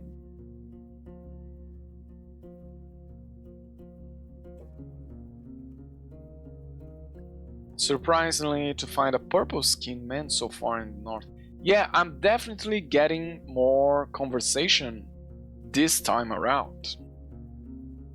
Because we didn't talk about purple-skinned people. And the first time I played, I did not hear about Eudocia. Let's ask about purple-skinned.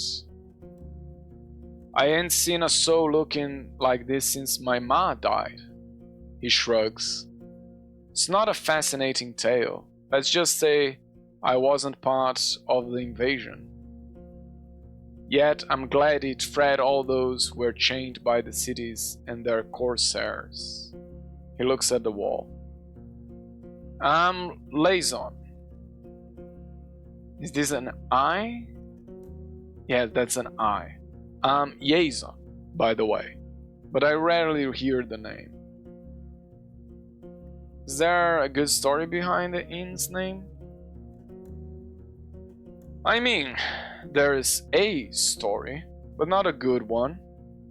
He cleared his throat. For years, I wanted to have an inn called Pelt, but in my city it would be in bad taste. Taverns and inns named with a single word were cheap, had a nasty reputation. There was the Claw and Mugger, Basilisk, blissful, I think. The good places used at least 2 words: empty barrel, rose and a helmet, empress smile. Pig head was the exception. It was a real dive, he chuckles. In my soul, it's still just a pelt. Pelts are what we came here for and what will make us reach our goals. About Glossia's band. He freezes, observing your hands silently. He wants me to get the answer from the mayor's... Oh, okay. That's all. That's all I need. I go outside. You step outside. Agro is lazily looking around. You hear the clinking of tools coming from the armorer's workshop. My armor is pretty good. I don't think I need to fix my armors. 3/4? Not bad. I go to the well. I could be, cleaner.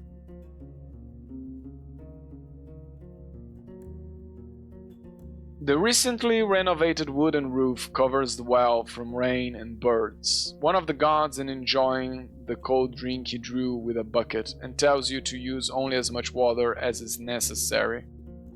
The oak ash soap you own can help you get cleaner. You need 3 pieces of baiting equipment to get more out of this place. 3 pieces. Urgh. I only have 1. I did buy the soap, right?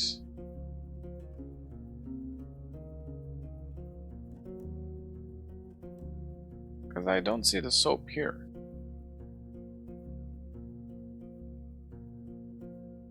Ah, it's here. It's within the travel set.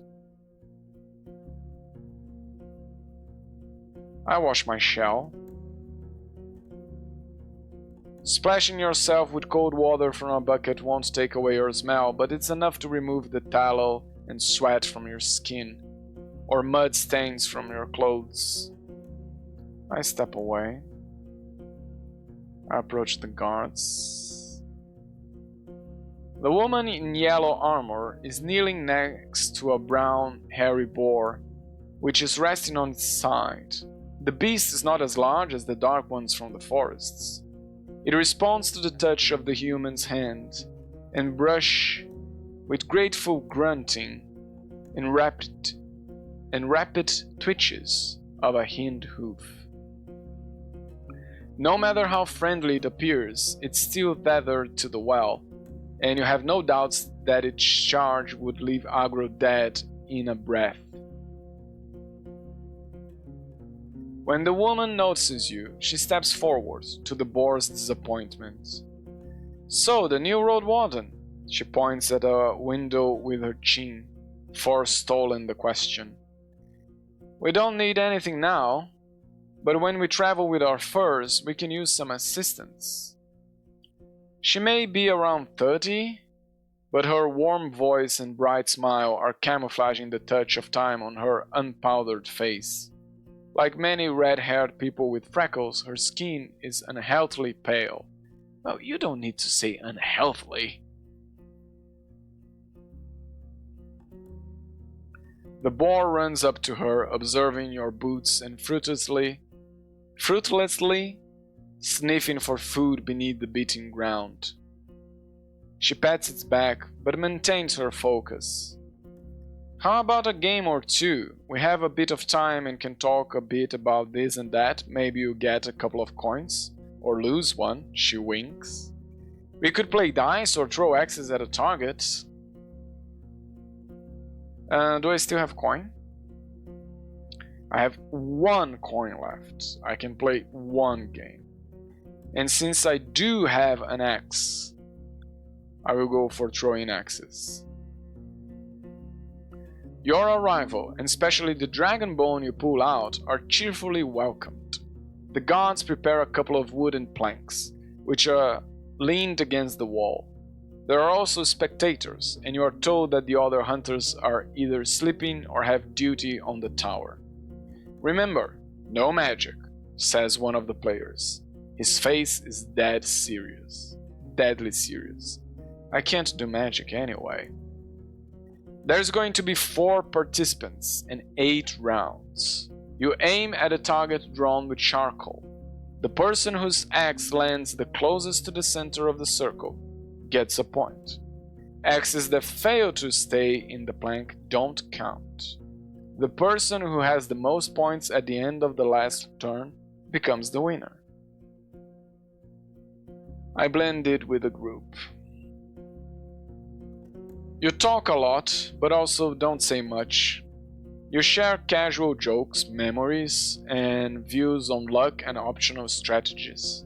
Agro and Tullia's camp are also brought up, but when you ask about the roads or the locals, their stories are vague. The drinks are here. It's a poor beer made from the leftovers after the regular brewing. It's cold, sweet, and doesn't reach your head, but you try to avoid the smell. Just don't spill anything, the boar may get sick, says the opponent with one arm. As a guest, you start with the first throw.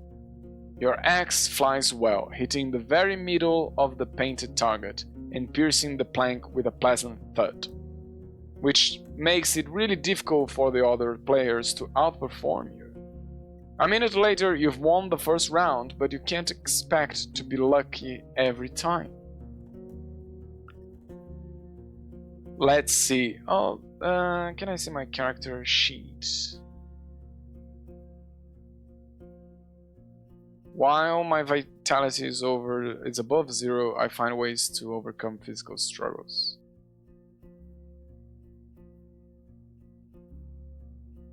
My cleanness is +2.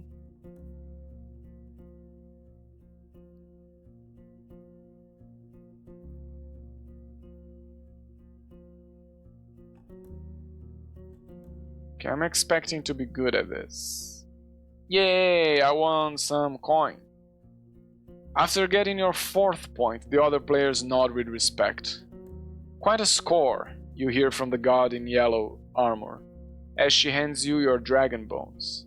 The other participants carry away the remaining planks.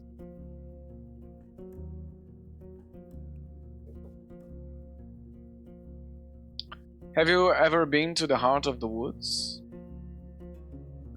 We sometimes hunt south from there. There are good hunting grounds in the western half. The second one is too overgrown. Maybe the soil is different? She shrugs, then moves the hair away from her forehead. But it's a risky spot. There are trends there, and wolves. And even the furless ones. Oh, furless wolves.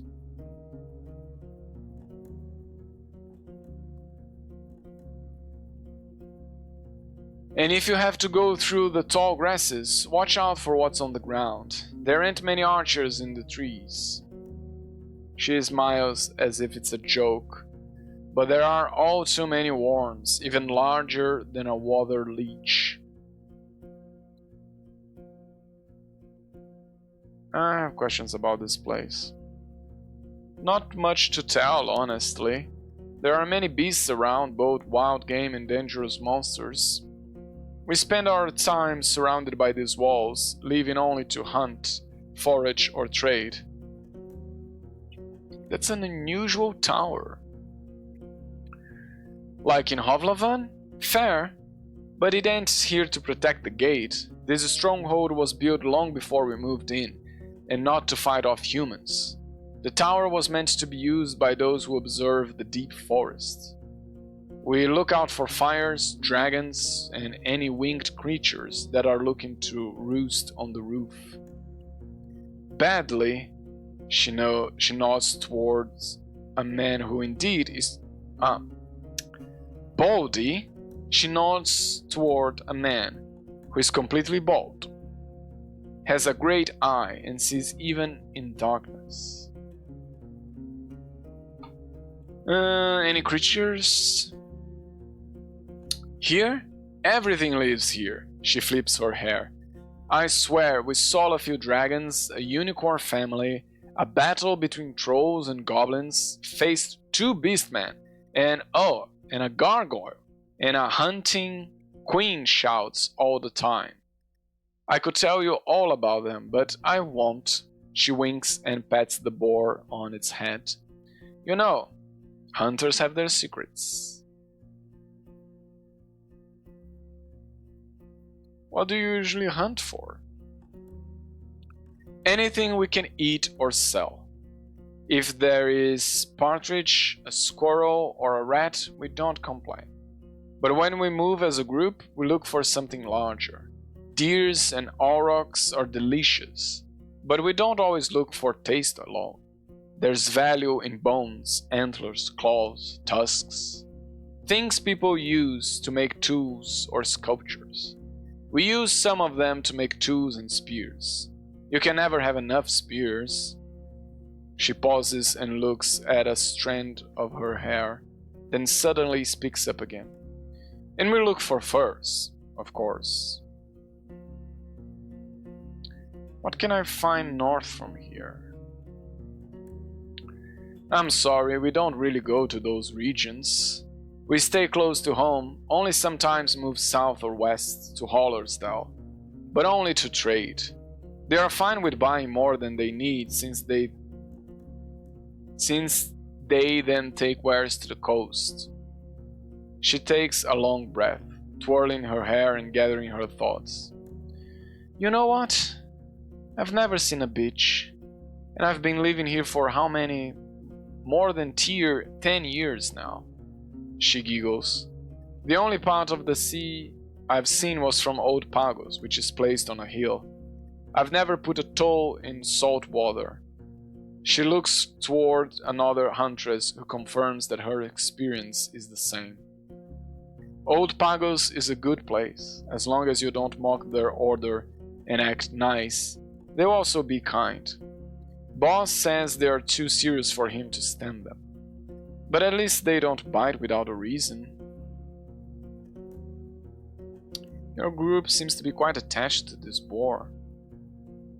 How could you not be? She crouches and raises the boar's head, but it steps away and squeals as if someone's murdering it. It came with us from the city, just in case. We had no clue how our first winter would go, so we needed some backup meat. And it works too, cleans the dirt. She reaches out to the beast again, but it trots away. The woman straightens up a pleased sigh. Apparently that's the reason why pigs are used as a symbol of money and prosperity in many cultures, like to have the pig vote that you put the coin in, because they are very useful, as she explained. They eat almost anything, and you can eat them, and they breed fast, and they don't take much space. So it was a strategy for many cultures to travel with pigs, just as they did in this game. We haven't needed to eat it so far, but it's also funny. I learned in my home village that the farm boars are getting a bit smaller and more cuddly, kind of like ibexes, so it's not much a wild, dangerous beast. But we don't let it get close to other animals or children.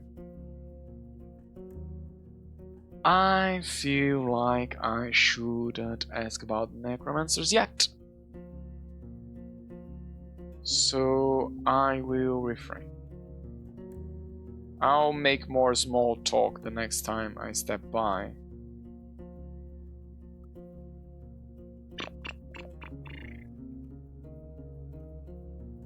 I'll walk away. I think I talked enough. There's still 11 hours in the day,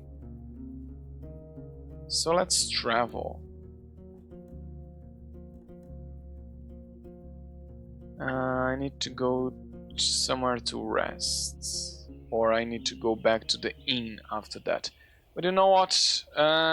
It's been another hour, and since there's a lot of talking in this game, a lot of reading aloud, I am gonna take another quick break and be right back.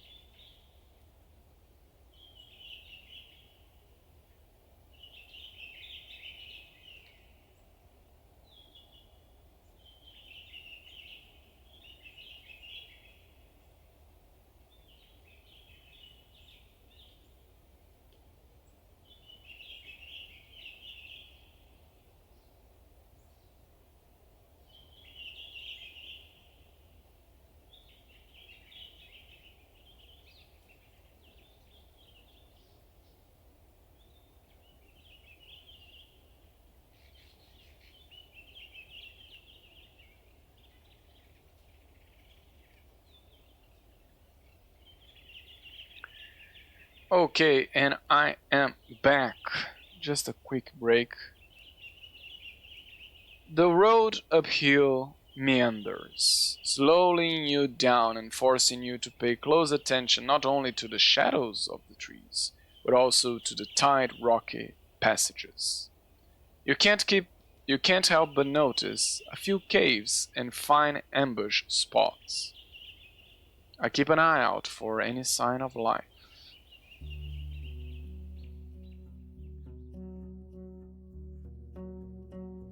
Standing in front of the gate, you hear no voices, no tools at work, no steps.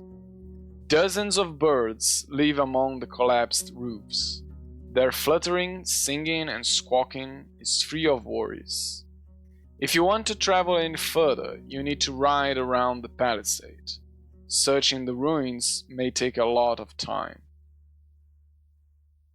The broken gate in the north will lead you to the village. The sound of a gentle river reaches you from the east, where you see a saggy fence surrounding an overgrown pasture. Behind the burnt building in the east, you see an oddly barren field. I take a closer look. I approach the building near the field. The rotten logs and planks are charred, while the wooden walls are rotten and covered in moss. You see no ashes or dust, proving that the fire happened long ago. Yeah, the innkeeper mentioned 10 years ago. The smell is awful, and there are no reasons to stay for long. You see no furniture, just some broken shelves. It was just a storage room. The valuable odds and ends have already taken were already taken by the scavengers. I take a closer look at the gates. The palisade is in good shape, and the entrance wasn't even touched by the fire. It was torn away, possibly thrown. The amount of used force must have been huge.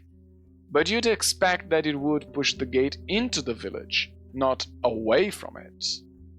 You don't see any marks of a dragon bite. A troll could toss such planks, but after so many years, you see no paw prints. A mage? You really can't tell. Where do you want to go? The pasture. You don't find a single sign of the livestock that lived here in the past. Any bones, horns, antlers, or dung have already been devoured by the wilderness. The pasture ends at the river. On the opposite bank, the meadow turns into a thick forest, impenetrable for a rider. What are the chances that a herd of defenseless animals could get there and survive? The breach in the southern fence wasn't made by some brute force. You find axe cuts in the spots that were ultimately broken away. After all these years, there are no tracks that you could follow. I explored the southwest part. Now I inspect the fields first. You are surrounded by what looks like a field plowed in late autumn, disturbed by hundreds of rains and snowfalls. There's a few clumps of grass and wheat, but a place like this one, abandoned for years, should already have turned itself into a green leaf. A barren field? Maybe it was overused, but you would still expect the wheat to sprout. A curse? The path leading west from here ends at the edge of the field, shifting into a meadow, then a forest. In the north, you see a path leading around the palisade. I don't have a way to investigate. You feel a slight aching in your stomach. Where do you want to go? I inspect the palisade.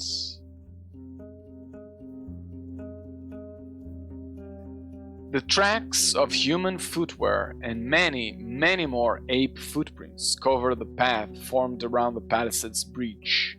As far as you can tell, the freshest footprints lead to the village. The wooden stakes spread on the ground are rotten, covered in mushrooms, small flowers, insects, and worms. A good source of animal or goblin food, though you'd expect them to also hunt for the birds and eggs. The meadow in the west turns into a forest quickly. The grasses in the north surround dozens of tree stumps, already covered with moss and fungi. Going south, you reach a large field, though you don't see any crops. I shouldn't enter the forest.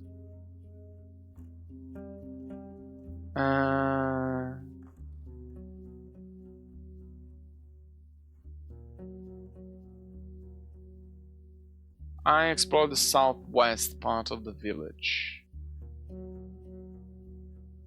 The buildings, some of which have collapsed, are made of wood, now charred and rotten.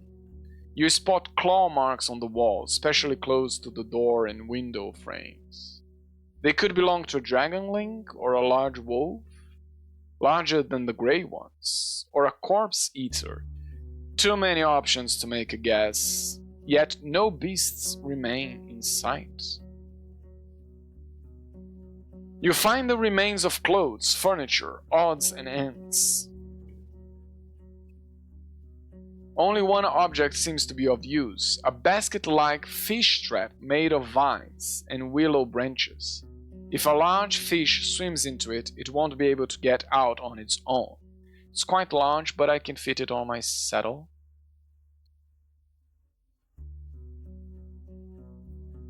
The southeast part of the village. You'll find a small backyard. The ground is beaten, the grass grows only right next to the buildings. It would have been a fair spot for training dancers and fighters. The stakes of the palisade are covered with playful carvings left by children who were portraying monsters, weapons, and humans. The rubble has been pushed into the corners of the houses. The furniture is broken, but you find something of use in one of those piles, a slightly rusty piece of steel. Once you pull it out, you realize it's a quarrel for a crossbow, still usable. The closer you are to the village and the longer you stay around, the sicker you feel. The taste of gastric juices hits your mouth. Your forehead hurts, you start to stumble. Agro, worried by the sight, pokes your head with its nose. I don't have magic. Right? No, I don't. And there's definitely some magic stuff going on. So I move a little bit away then.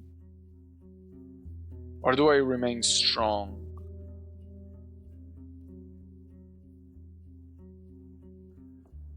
You should take a break. My vitality is only half of it. Yeah, I'm gonna walk away from the walls. Leaning on your mount, you go outside, keeping your mouth shut. After a few minutes, your eyes get clearer. It may be better to leave, or at least stay away from the village for the rest of the day.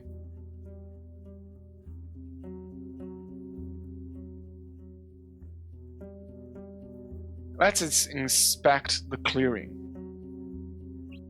The meadow is lush and colorful, and so dense it's unsafe for a rider.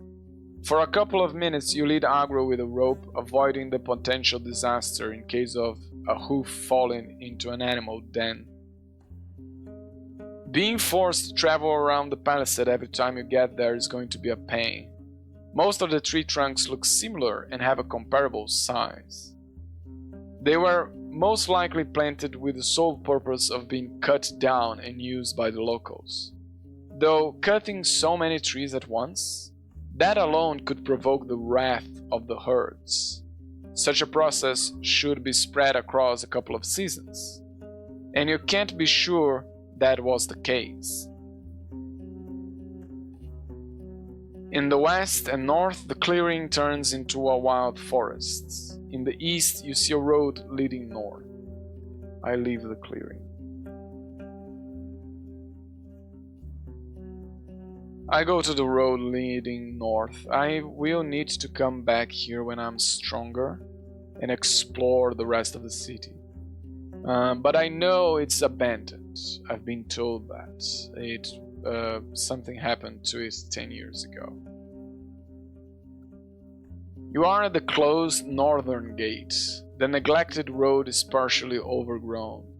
You hear a river in the east, separated by the lush meadow, filled with crickets and rodents.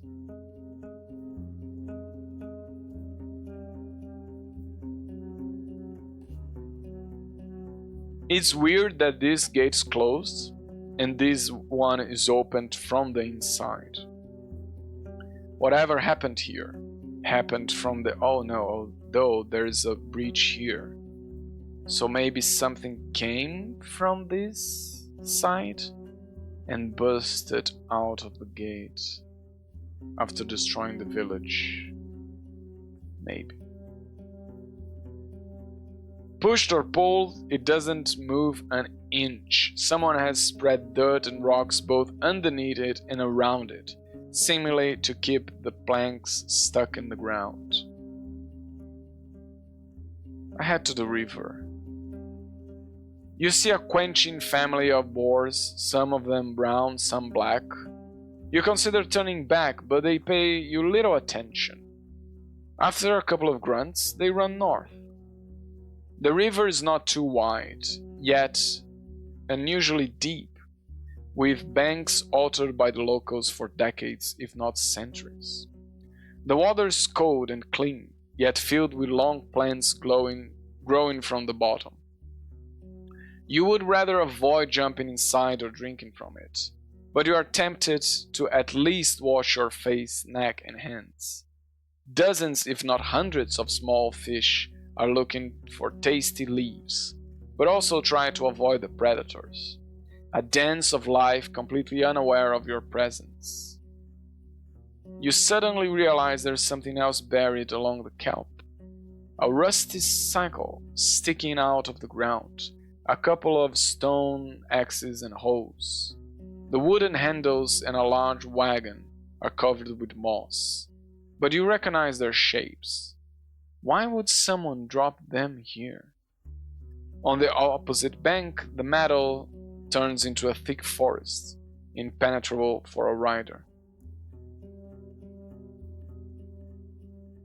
I turn back. That's my only option, but I don't want to turn back. I want to put the fish trap down to catch fish. I consider washing myself in the river. I spend some time setting up a fish trap at the bank. Yes, that's what I want to do. You place the basket on the ground, then grab a bowl and start digging, looking for a few larger worms. You bait the stick and push it inside the basket, locking it between the sides, then cover the entrance with the lid. Tying it together takes you a few good moments, but will be easier later on. You attach the entire trap to a bush and push into the stream, far enough that it sinks completely. Who knows how long it will take before something large enough swims inside. Still, it would be better to not wait for too long, otherwise the prey might die of hunger. Consider washing myself. I don't have enough to wash myself.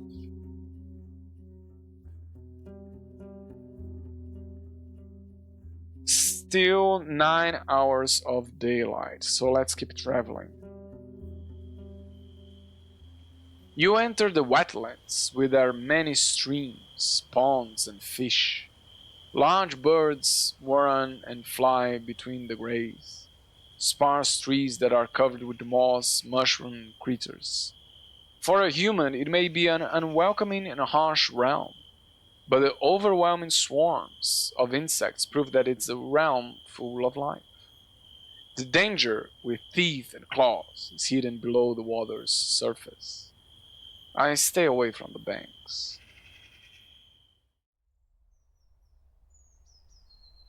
Oh, we got to the creepy tree.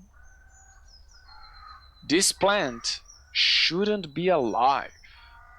Not without leaves. It doesn't resemble the other trees of the wetlands. It's something else. You get off your horse and prepare your axe. The water is filled with dirt and dead plants, and it smells like an old corpse. The roots are spreading far, breaking through the water's surface. You don't see any saurians in the grasses or on the shore. You approach the table-like altar made of 3 limestone slabs. Were these rocks originally as formless as they are now, or was there a point in time centuries ago when they were precisely shaped and decorated by masters of artistry? There's no way to tell. Agro is peacefully observing the dark grass and slapping flies with its tail. Whatever it is that you feel in the air, it's clear that your companion sees this place through very different eyes.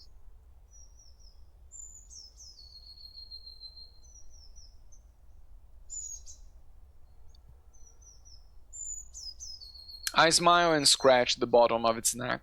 Go ahead, I'll look around for just a moment. You don't see any creatures, nor humans. I look into the water. You step cautiously. Without knowing how deep it gets, you have to consider that a saurian could be camouflaged in the mud, waiting for a victim to get near. Since you don't plan to kneel down and drink, you are hoping to dodge a potential strike. Once you get closer, you start breathing again. While the water is dirty, it's also shallow. You see the vegetation, swimming insects, and even small fish. All of them stay away from the tree roots, which look like a spider web covering the bottom of the pond. Aside from that, you don't see anything that would catch your attention. I approach the altar, or I take a closer look at the roots. I'm already here, so let's take a closer look. You kneel in front of one that's lying on the shore. It's brown, covered with hair that resembles that of your arm. When you touch it, it's moist, soft, and warmer than you expect. Gross.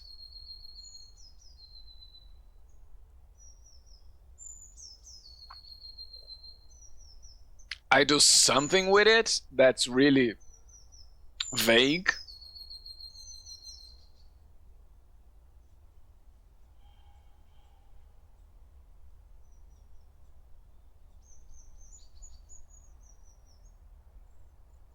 Where are the saves?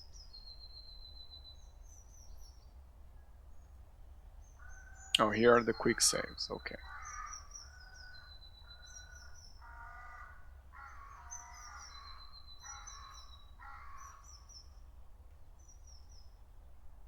I'll do something. What do you try to do? Oh, I forgot about this. I forgot that some options are writing options in this game. I will poke. The root is moist, soft, and weirdly warm. I will... Should I try to cut it? I will cut. You pull out your knife, then stop in place. You can't tell what the result of wounding the tree would be. Okay. I spare it. I approach the altar.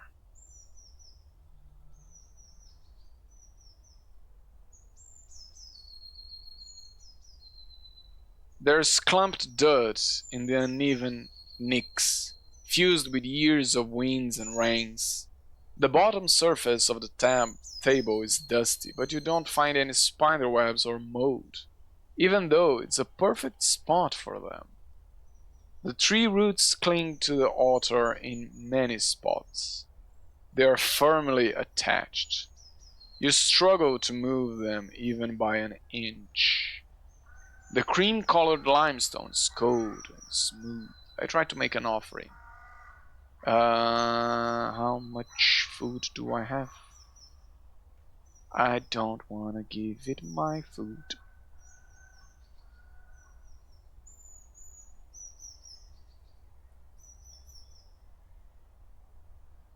I don't think it's gonna take coins.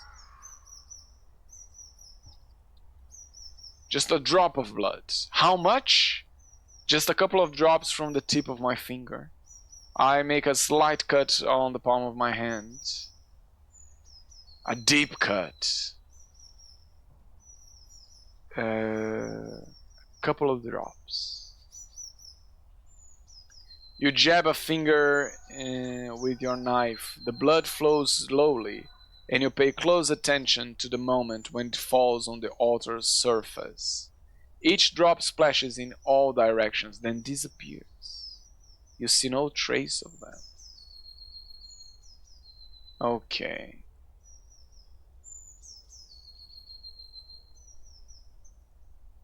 I walk away.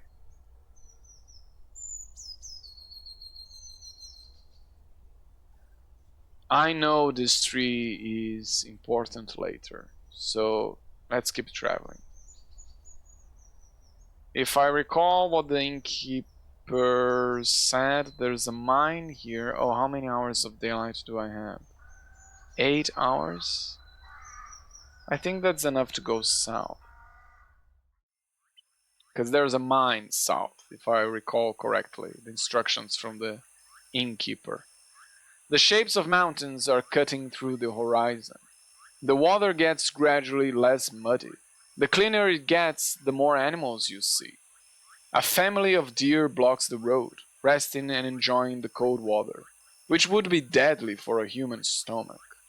You consider riding through around them, through the sparse meadow, but your presence also causes them disquiet.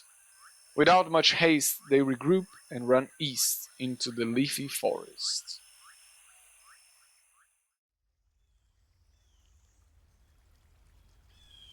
You've reached Hag Hills, the wall of stone, the wall of stones that has blocked the city's grasp. The one well-established route through them leads through the valley where you found Tullia's camp. There are no maps of the highlands, nor local tribes, only stories. Elder's Cave.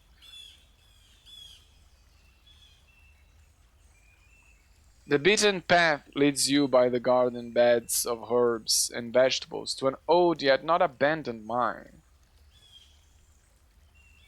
hidden behind a massive door made of steel. I look around. A bearded, skinny elder sits still on a bench, observing you like a sculpture, with his legs crossed and fingers interlocked on his abdomen.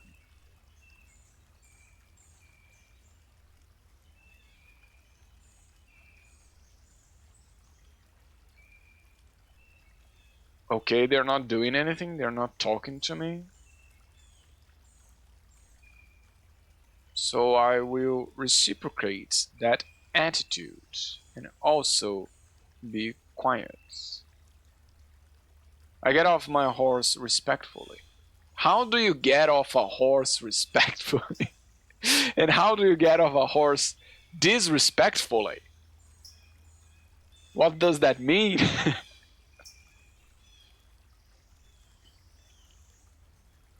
You dismount and keep an eye on Agro. You greet the man, and as he nods back to you, you mention that you have a few questions. He nods back to you.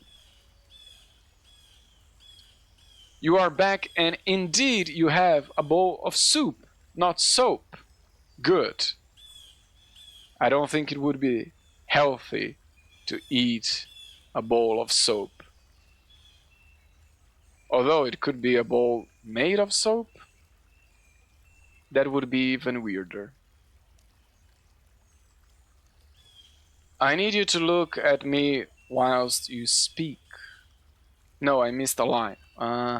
There's cold civility in the air, as if you are sharing a table at an inn. I need you to look at me whilst you speak. His strict voice reminds you of a master of craft guild, though his thick accent distorts this image. I can knee here without magic, but I'll read your lips. I've nee wished to talk about your daily struggles, traveler. It's near a refuge for strangers. Say what you're looking for and let our paths split. He doesn't yell, but his voice is not used to being opposed. His face is wrinkled, but he sits straight, with beard and hair still carrying glimpses of fair blonde. He stands like a worker, and his eyes are blue and piercing, as if they belong to an infant. I explain who I am. What do you call him?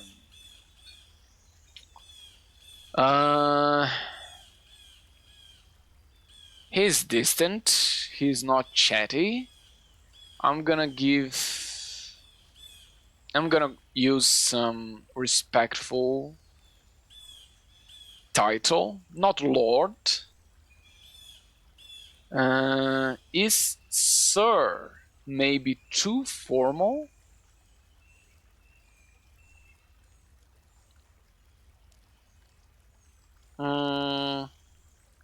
What would be one step less than Sir?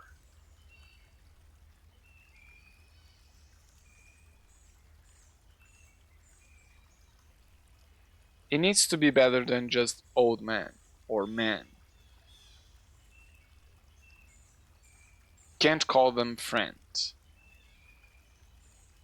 I'm gonna go with sir. Can't think of anything that would be respectful yet less formal.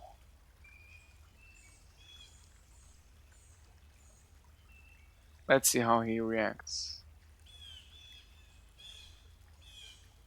He stares off across the garden beds, forcing you to wait in silence. The elder is tall, with long hair and a beard that was let loose a long time ago.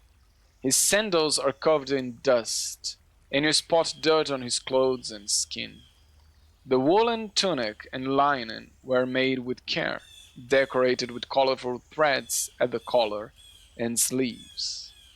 Now all the blues and greens have faded, and the fabric is held together by patches and stitches. His hands are still folded, his voice remains firm. You do not know our customs. Your name, your trade, your calling mean nothing to the forest.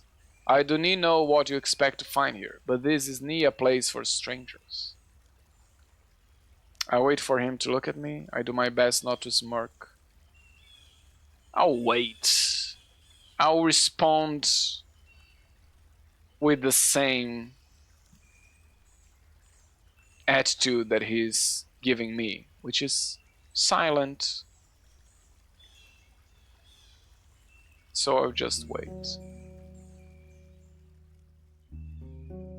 The man stands up and approaches your palfrey. Without touching it, he observes its eyes, mane, stomach, and rear. Agro ignores the examination. My nose was right then. Asterion is dead, as are his plans. Such is the fate of all dreamers. He turns towards you with a grim look. Are you going to look for him? You nod. Why? If he's vanished into the fogs, there's no point in putting yourself in danger. What do you expect to find? It's a job. There's a reward for finding him. He may need my help. I need to know what kind of a danger he encountered. He's dead. I want people to know about it. If someone tried to make him disappear, they deserve to face justice. There's no reason why you need to know that. If he's dead, I want people to know about it. There's just a playful glimpse in his eye. And you just want the truth for its own sake, with no gang behind it? His laughter is chilling. I heard he had put his hand into many storms, which will not end without him. I do not doubt people will value the knowledge. He pauses for a moment and looks away. The peninsula could use some honesty. With lively steps, he heads toward the spring. He washes his hands, once again forcing you to wait. Old people need time to gather their thoughts. He tries to dictate the pace of the conversation and put me in my place. I do think he's trying to place the conversation. I do think but I don't think that's kind of mean. I think he's just not trusting and doesn't want to rush it. So I do think he's trying to dictate the pace, but I don't think it's to put me in my place. It's more like I feel like he's investigating me. So I'll go with the first option. His voice is cold and confident. So what do you need? I know now how to address you. No, I don't. Have you met Asterion? What can you tell me about this place? How can you survive? Can you tell me about the peninsula? I've heard about bandits. Were they bothering you? The altar. The village. The druids.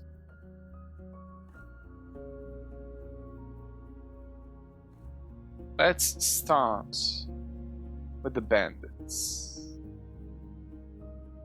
His strokes his beard. He strokes his beard, but then grasps it nervously. There are souls who steal from White Marshes, a village in the north. They wouldn't need dare to show up here, but these brigands are brutes, simpletons. Eva, their leader, Glosia, listens only to force, and will humiliate for the enjoyment of her band. She will need be afraid of some lost Roadwarden. He lets go of his beard and lowers his head. She's drifted so far away from her old self. A kind, bright girl from Gale Rocks, loved by her parents, but now, do not cross her, or she'll find you. Okay, let's see. Glosia's bands. Humans. Glosia. Okay, so, yeah. She's from Gale Rocks. Wanted to know if I needed to make a note of that, but no, the game's already taking notes for me.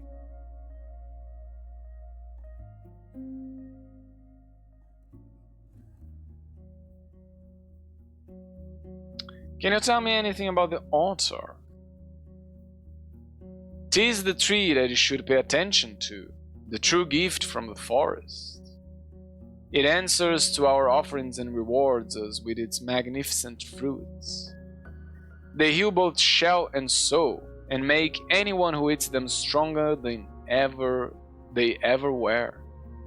We gather around this altar whenever the winter ends, and whilst it requires a painful sacrifice from all of us, it prepares one's soul for the future, like nothing else could. Please tell me you don't do human sacrifices here.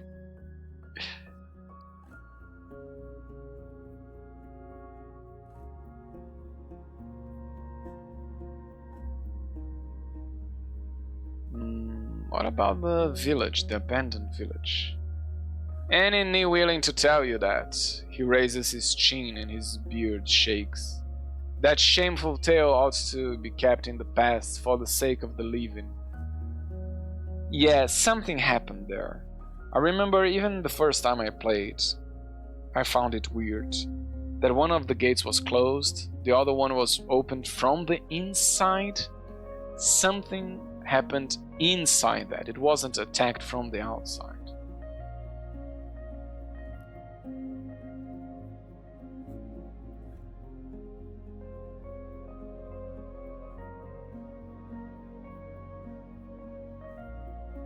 I'm looking for a job. Let's see if I do something for them, if they're gonna be more open. He looks at the garden beds. We have everything we need. Oh, so I guess that's a no.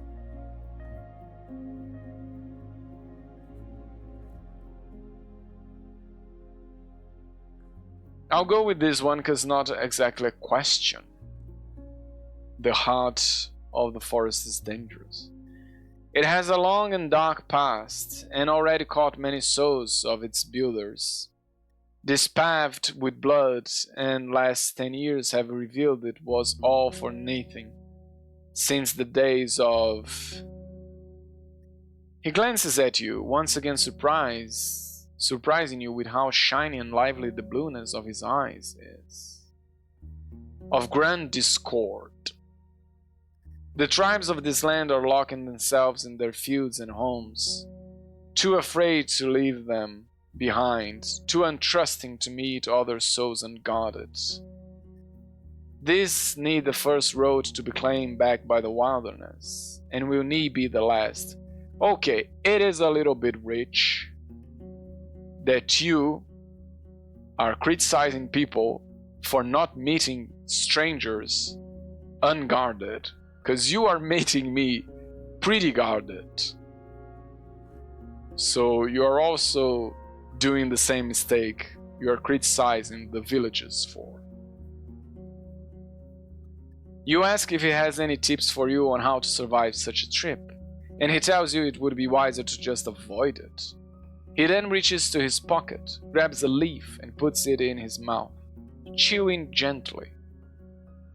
Death may take many paths to us, stranger, but cats are the one enemy that's both as dangerous in its stealth as in combat. No human can fight it alone. If you see one of them and it's knee too late, do not provoke it, make it wary, but knee scared. Look big, talk a lot, seek its action in its eyes. Cats, very dangerous. Yes.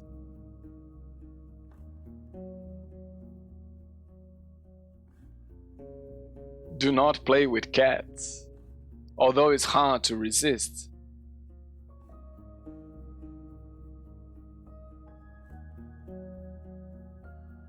I don't think I'm gonna get much out of this old man. So just move away, and I'll come back when I know more about. I know somewhere in this game we can find his title and address him properly. But we don't know that yet. So I'll just say goodbye for now.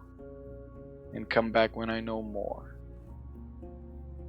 Oh, how many hours left? 7 hours of daylight.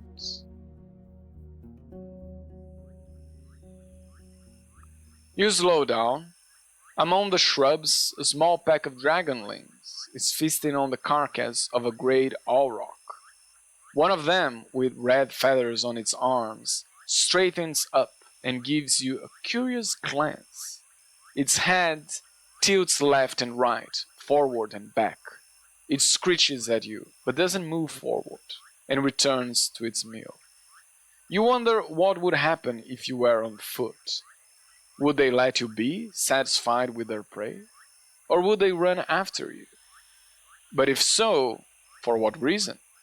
For now, you have enough space to move forward, yet stay safe.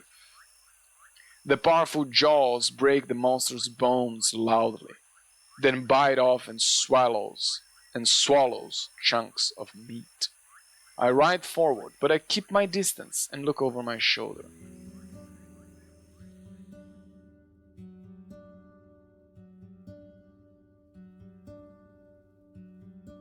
The beaten road serves your palfrey well.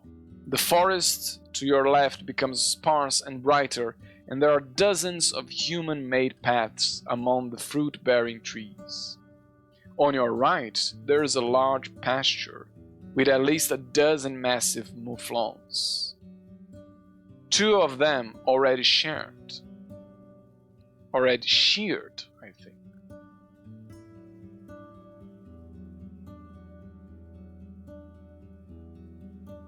Two of them already sheared look comically small.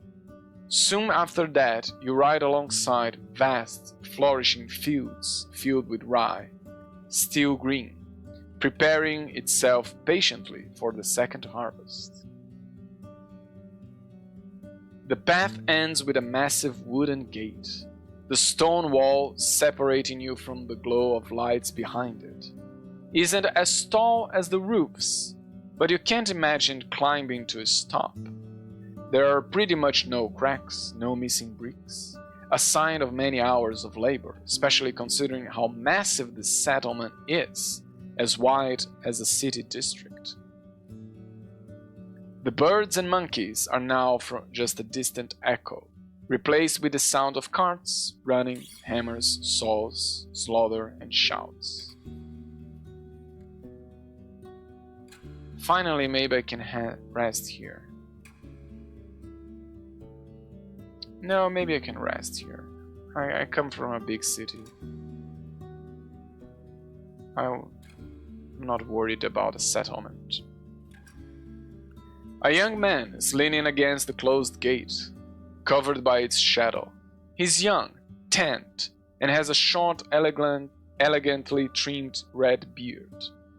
Beneath the green gambeson he wears an expensive tunic decorated with colorful trim.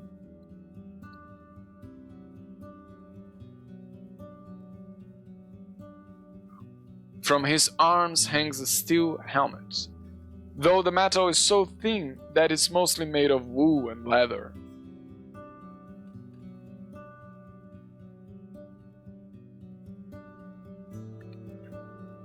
He moves into the light and takes on the posture of a disciplined soldier, not a mercenary. He's standing upright, with his chin up. This is a pretty cozy guitar soundtrack.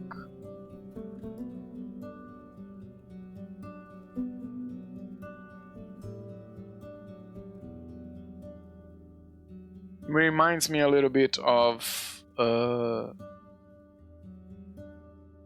couple called Rodrigo y Gabriela. I think they are Mexican. They do instrumental guitar tracks that are really, really astonishing. Way faster than this cozy one, but it does. The vibe reminds me of it a little bit. There are two weapons on the ground, leaning on the wooden beams of the gate. An axe made of steel and a wooden club. He doesn't reach for either. You dismount smoothly, still having some vigor left. Agro holds his tail high. A narrow path leads north, towards two field workers, one with a hoe and one with a pitchfork. They wave at you. You can't see their faces, but their clothes are simple. Grey pants and vests made from hemp and wool. I wave back, why not? They talk for a bit, looking toward you and pointing at your mount, then walk away, disappearing behind the wall's corner. The god smiles, yet avoids your eyes, and has to clear his throat before he speaks. Welcome, traveler. If you're here to make trouble, Howler's Dell welcomes you. I don't know what this accent is supposed to sound like. Here. If you're here to make trouble, I have no idea. We have the whitest flower there is, which is a weird brag, but maybe it means something for people that know about flowers. When he bows, you realize it's a well-practiced performance. If it's new garments you're looking for, you can order everything you need right here, in all colors, shapes, and sizes. Capes, boots, vests, robes. Or, if you are yourself a master of the needle, I can assure you we have the fabric you are looking for. His act is over and he glances at your mount in a moment of silence. His eyes get wider as he observes it with a childlike fascination. This is Agro, it helps me patrol the roads. You can pat its side if you want, but no sudden movements. He follows your instructions. Even though your palfrey pays no attention to the man's careful touch, the guard grins widely. I'm Evil, your new Roadwarden. I want to see your mare. A city folk, eh? The mare is busy, but I'll ask her. Give us a moment to let you in.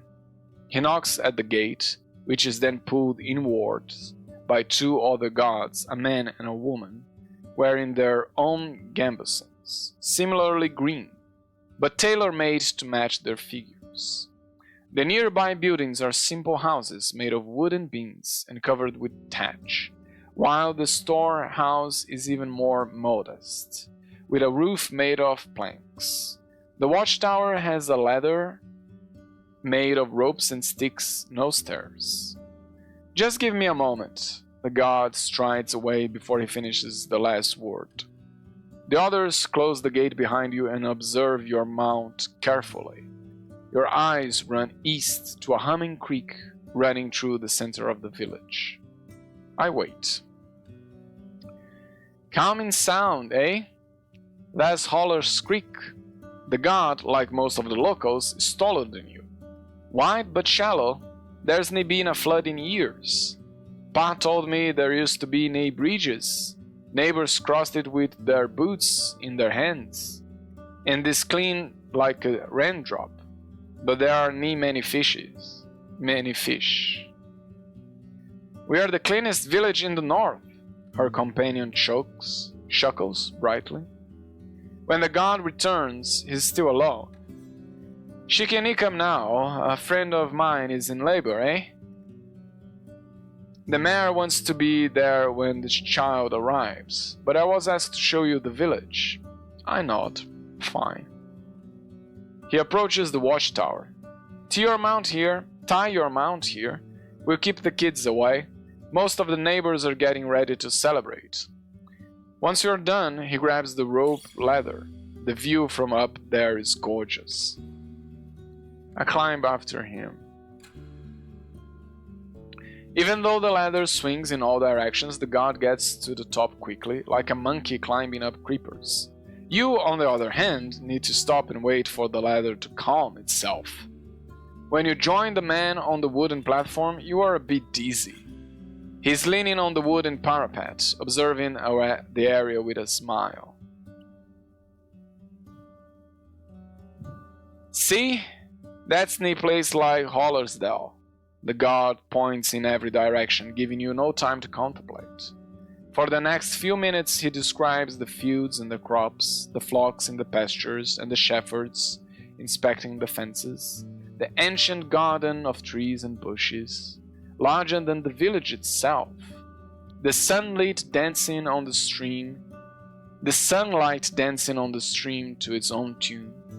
If you are to believe everything he describes, this place has access to everything in abundance. The sweetest honey, the most fragrant bread, the softest wool, and the beer is excellent. He sounds like a city merchant who's trying to sell an old house.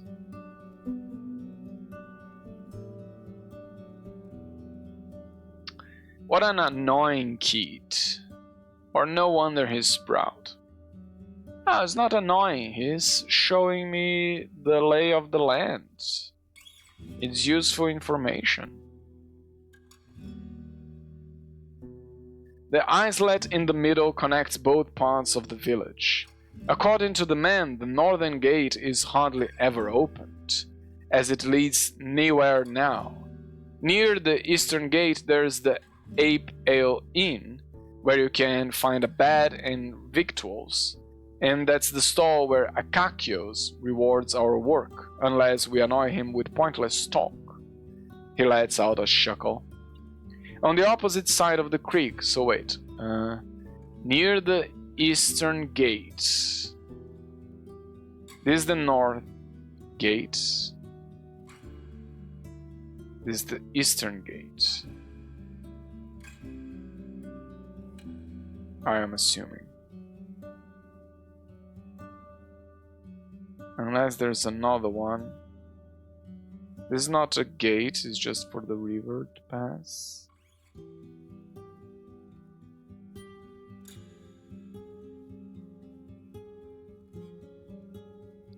I think here's the... On the opposite side of the creek there's another white house. It belongs to Bion, the best clothier in the north. Okay, so here is the clothier. The priests live in the southeast, near the wall, but they do need talk to strangers. You also hear about the hunter, the copper, the fisher, the miller. The pie maker lives with his sister. The baker, the smith and her husband, the carpenter, live with their kids. Some of the larger buildings could accommodate 2, maybe even 3 generations at once.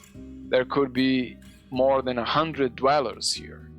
You consider stopping his speech, but he suddenly points at the islet again. Or is it islet? There, see? The mayor's coming. The one wearing purple. You are free to join her, traveler. I nod and climb down. You try to get down quickly, but 2 steps are enough to make you sure that's a bad idea. You wait for the ladder to find its balance. You are relieved when you touch the ground again. You untie your palfrey and follow the god. You pass a small pasturage surrounded by a wooden fence. A few loose chicken and a tethered boar. The fancier buildings are covered with whitewash coating and surrounded with vegetables, herbs, and flowers. The bridges are wide enough to carry even a wagon, but for aggro, walking on the wooden beams is far from pleasant.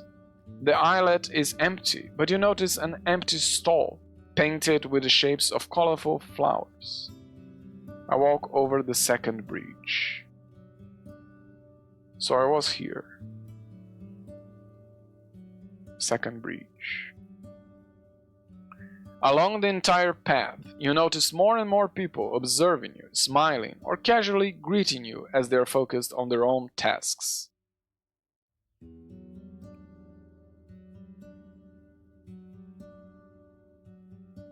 Finally, you reach the main square. A large tree grows in the center,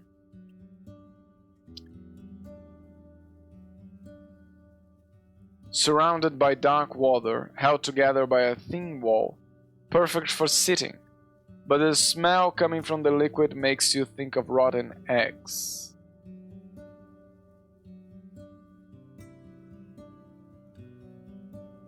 We were here, we crossed the islet.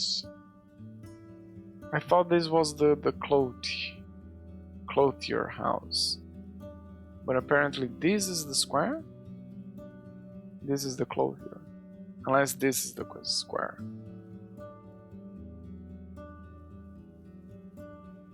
The plant reminds you of the tree you saw in the south, next to the swamp altar. In the north, you see the Ape Ale Inn, jutting by the tables, stools, and benches outside.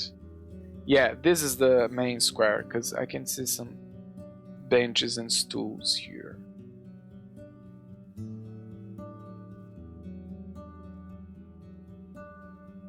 The villagers are chatting and dining loudly, and you catch their curious glances.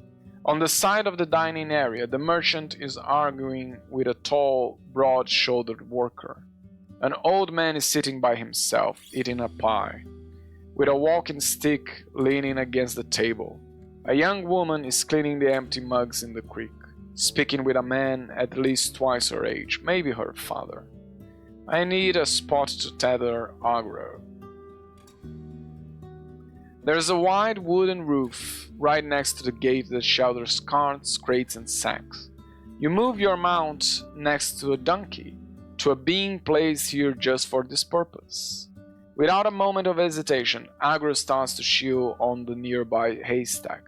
You have some time to make sure it doesn't struggle with your bundles. You return to the inn. I look for the mayor and approach her.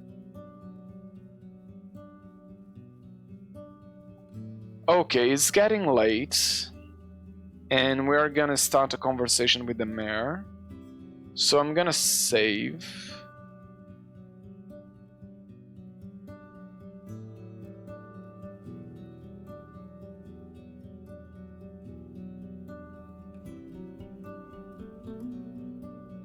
I think I can erase the saves from the previous play, but I can do that later.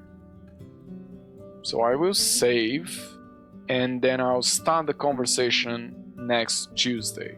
Because I don't want to start it now, because it's probably going to be a long conversation. So I'm going to end the stream here. But let's see if there's someone I can raid.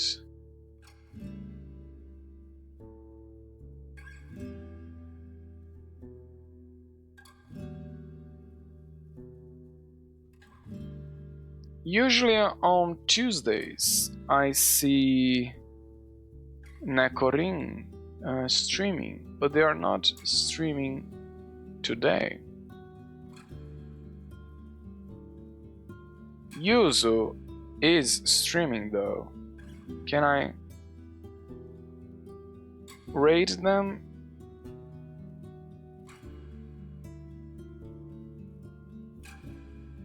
Yes, I can. So let's stop by. You.